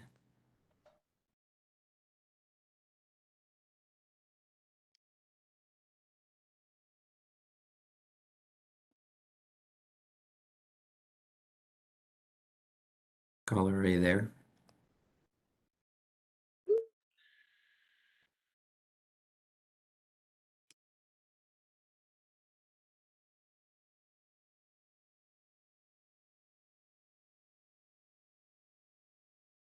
Okay, I'm going to assume that this caller has stepped away. Caller, if you would like to make your public comment or continue making your public comment, please send me a chat message and I will make sure to unmute you again. Moving on to the next caller, please begin your public comment as soon as you are unmuted. Hello. Yeah, I just wanted to make a quick comment. My project is self-funded. I'm 100% owner. I don't believe it will be fair to those who worked hard to retain 51% equity or higher percentage to get the same grant amount as those who gave up the controlling percentage of their business. From my perspective, any equity applicant that made that choice, they made like a conscious business decision to partner with another group who hopefully added some kind of ongoing, impactful financial contribution to their business. Well, the rest of us have worked really hard to retain, our controlling percentage. I believe in the idea of equity, and I don't know if I'm missing something here, but to me, it sounds strange that someone who is an equity applicant who doesn't own a controlling interest would get a large grant. I actually struggled the first entire year. I missed the grant deadline by narrowly missed it, and I had to make do. And I'm on my 20th month of paying rent. I'm in the build out phase. I don't mean to rain on anyone else's parade, but it just doesn't make sense to me that someone who has a partner, or I would imagine someone who's helping out financially, who owns 60% of their business, can get a grant, applied to their business of this size. And that's my comment. Yeah, thank you. Thank you very much for your comment. The next caller, you will be unmuted momentarily. Please feel free to begin your public comment as soon as you are unmuted. Thank you. This is Bram Goodwin. I just wanted to thank the committee and the cash and the Office of Cannabis. I know it's been a difficult period and there's a lot of issues. I'd just like to say we need a strong public forums such as this to help educate the public and our elected officials, because it's a regulated business. It's not like other businesses. So thanks for your service. I'm sure we'll see everybody along the way, and have a good evening. Thank you so much for your comment. Next caller, you will be unmuted momentarily. Please begin your public comment as soon as you're unmuted. Hi, this is Malcolm Joshua Whites again. I'm all over this one because I know this is the last committee meeting for the group that has been sitting on the committee. And, I just want to thank you guys. I've been tracking, social equity in cannabis since it transitioned from Prop 215. And a lot of the people that have been on the committee have also. And I want to thank you guys for just helping grow this very young industry. We are not in a good place. It's very rocky, and we would be in a worse place if it wasn't for your guys' service. I know you take time away from your families and your own businesses to do this, and I just want to thank you very, very much for your service. Right on. Thank you so much for your comment. Next caller, please begin your comment as soon as you are unmuted. Just to go ahead and piggyback off of a previous comment that I have mentioned, and give a bit more clarity on the breakdown and the reasoning. It definitely seems as we are continuing to be as inclusive as possible with the proposed distribution, we're leaving out those 40% who are in planning. Whereas if we go a quarter to those who are 51% or greater in the build out phase, I'm sorry, 2 quarters to the 51% or greater in the build out phase, a quarter to those 51% or greater in the planning phase, and for all others who are lower than that 50% to have the remainder quarter of those funds distributed. I think this would be most inclusive to all equity applicants. I think this would be the best possible situation so that everyone is assisted with this grant. That's my comment. Thank you so much for your comment. Next caller, you'll be unmuted momentarily. Please begin your public comment as soon as you are unmuted. Hi, this is William Dolan. This is really just a gratitude, comment where I wanted to say thank you to everybody. It's really been a pleasure, especially over 4 years now. That, most of the committee here has been sitting on our oversight committee, and I wanted to say thank you to everybody and to the Office of Cannabis for all your thoughtful leadership, and I appreciate each and every one of you. And just wanted to say have a great holiday season and all the best in 2023, and hopefully I see all of you in person sometime soon. Thank you very much.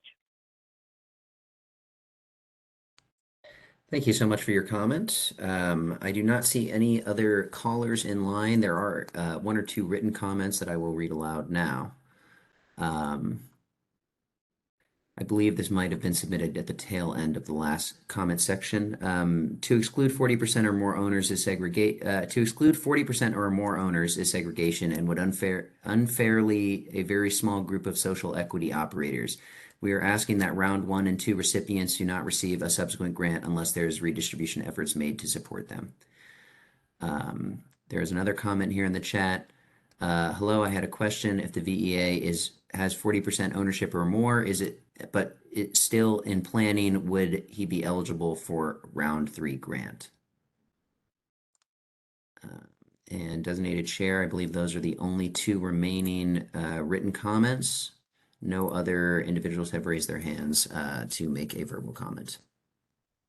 All right, thank you, Scott. And with that, public comment is closed. Now, please, committee members and Sarah, let's hear what you started saying. Thanks, Aaron. I just want to say I just really appreciated all of our time together and the work that we've done together. I started working in policy with cannabis as the co-chair of the task force before we went into legalization, and we've done a lot There's a lot left to do, but I'm just really grateful for all of us being able to work together to support this. And hopefully we're going to, well, not hopefully, we are going to get together policy that helps this industry survive and thrive and creates generational wealth. Thank you very much. I'm just humbled and grateful for all of you.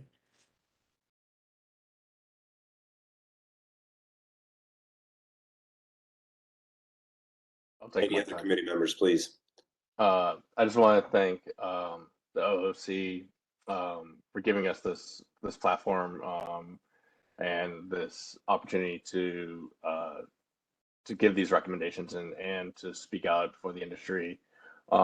As a union rep for dispensary workers, I've seen a lot of the inside baseball struggles as well as opportunities that the industry does face. And there's a lot of growth and there's a lot of room. And I'd like just to thank everyone for giving labor a voice in in this industry and in all these measures. I also like to take this opportunity to give a shout out to my predecessor, Jessica Cry, who had to step away from the committee and was gracious enough to give me her seat. I most likely will not be back next year, so hopefully whoever succeeds me will take the baton and live up to Jessica's example.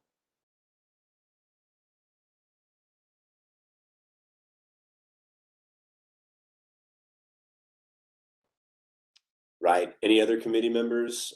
No pressure, but I was yes, hoping that Teresa would go next because I'm going to be driving for about 2 more minutes.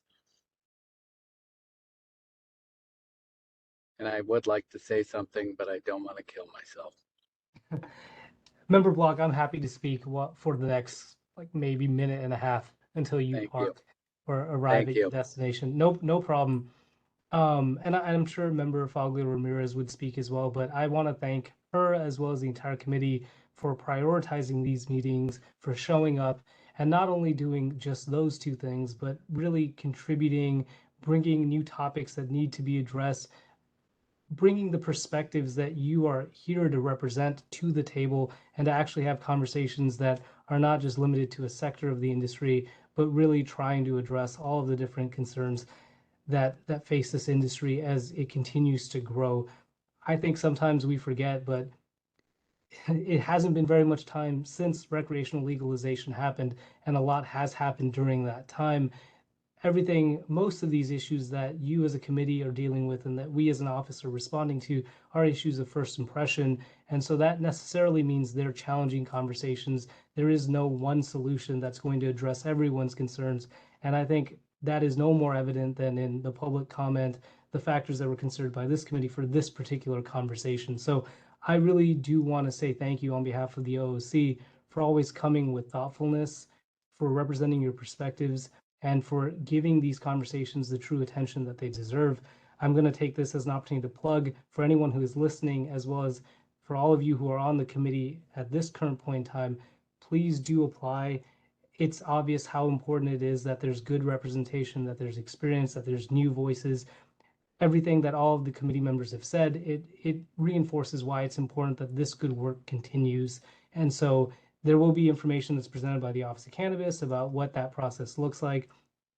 As I've mentioned in the past, applications are not filtered through our office. They are through the clerk of the supervisors, the board of supervisors, and we'll continue to pass that information along in our communications. But really want to continue to encourage everyone to continue this good work. Doug, it seems like I have done my job and I've bought you some time. And lastly, I just wanted to thank Member Payan for the last meeting for appearing when she wasn't in the best of shape to do so. So thank you. That just shows the commitment to these meetings. And then also Member Foglia Ramirez, I know that it was no easy task to join this meeting, but we very much appreciate you being here and allowing us to have quorum. And with that, I'll tie the bow. Thank you, everyone here. I could certainly go on, but Member Block, why don't you close us off? Thank you. I think we saved the worst for last. I was reflecting on the phone call I got from then Supervisor Sandra Fewer many years ago, and she was considering setting up a Cannabis Oversight Commission and wanted to know labor's opinion on that.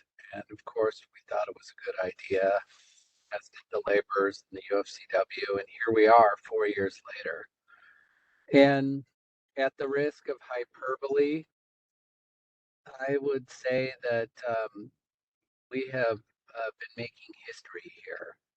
And the reason I say that is because I'm not sure that at any other point in any of our lifetimes are we going to witness an industry that was underground come out of the darkness into the light. And it's been incredibly educational for me.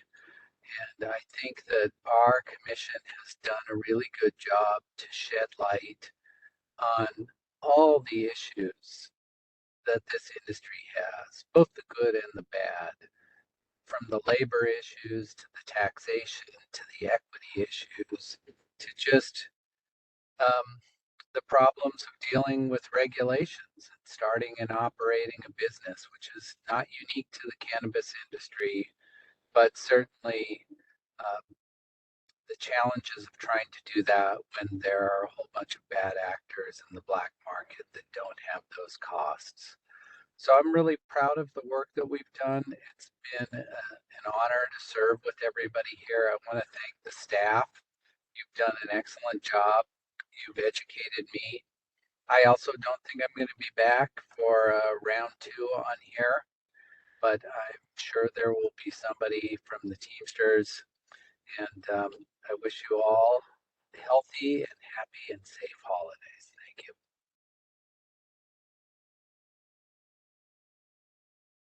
Okay. Anyone else? Did we catch everybody who wants to say something as we wrap up here? Okay.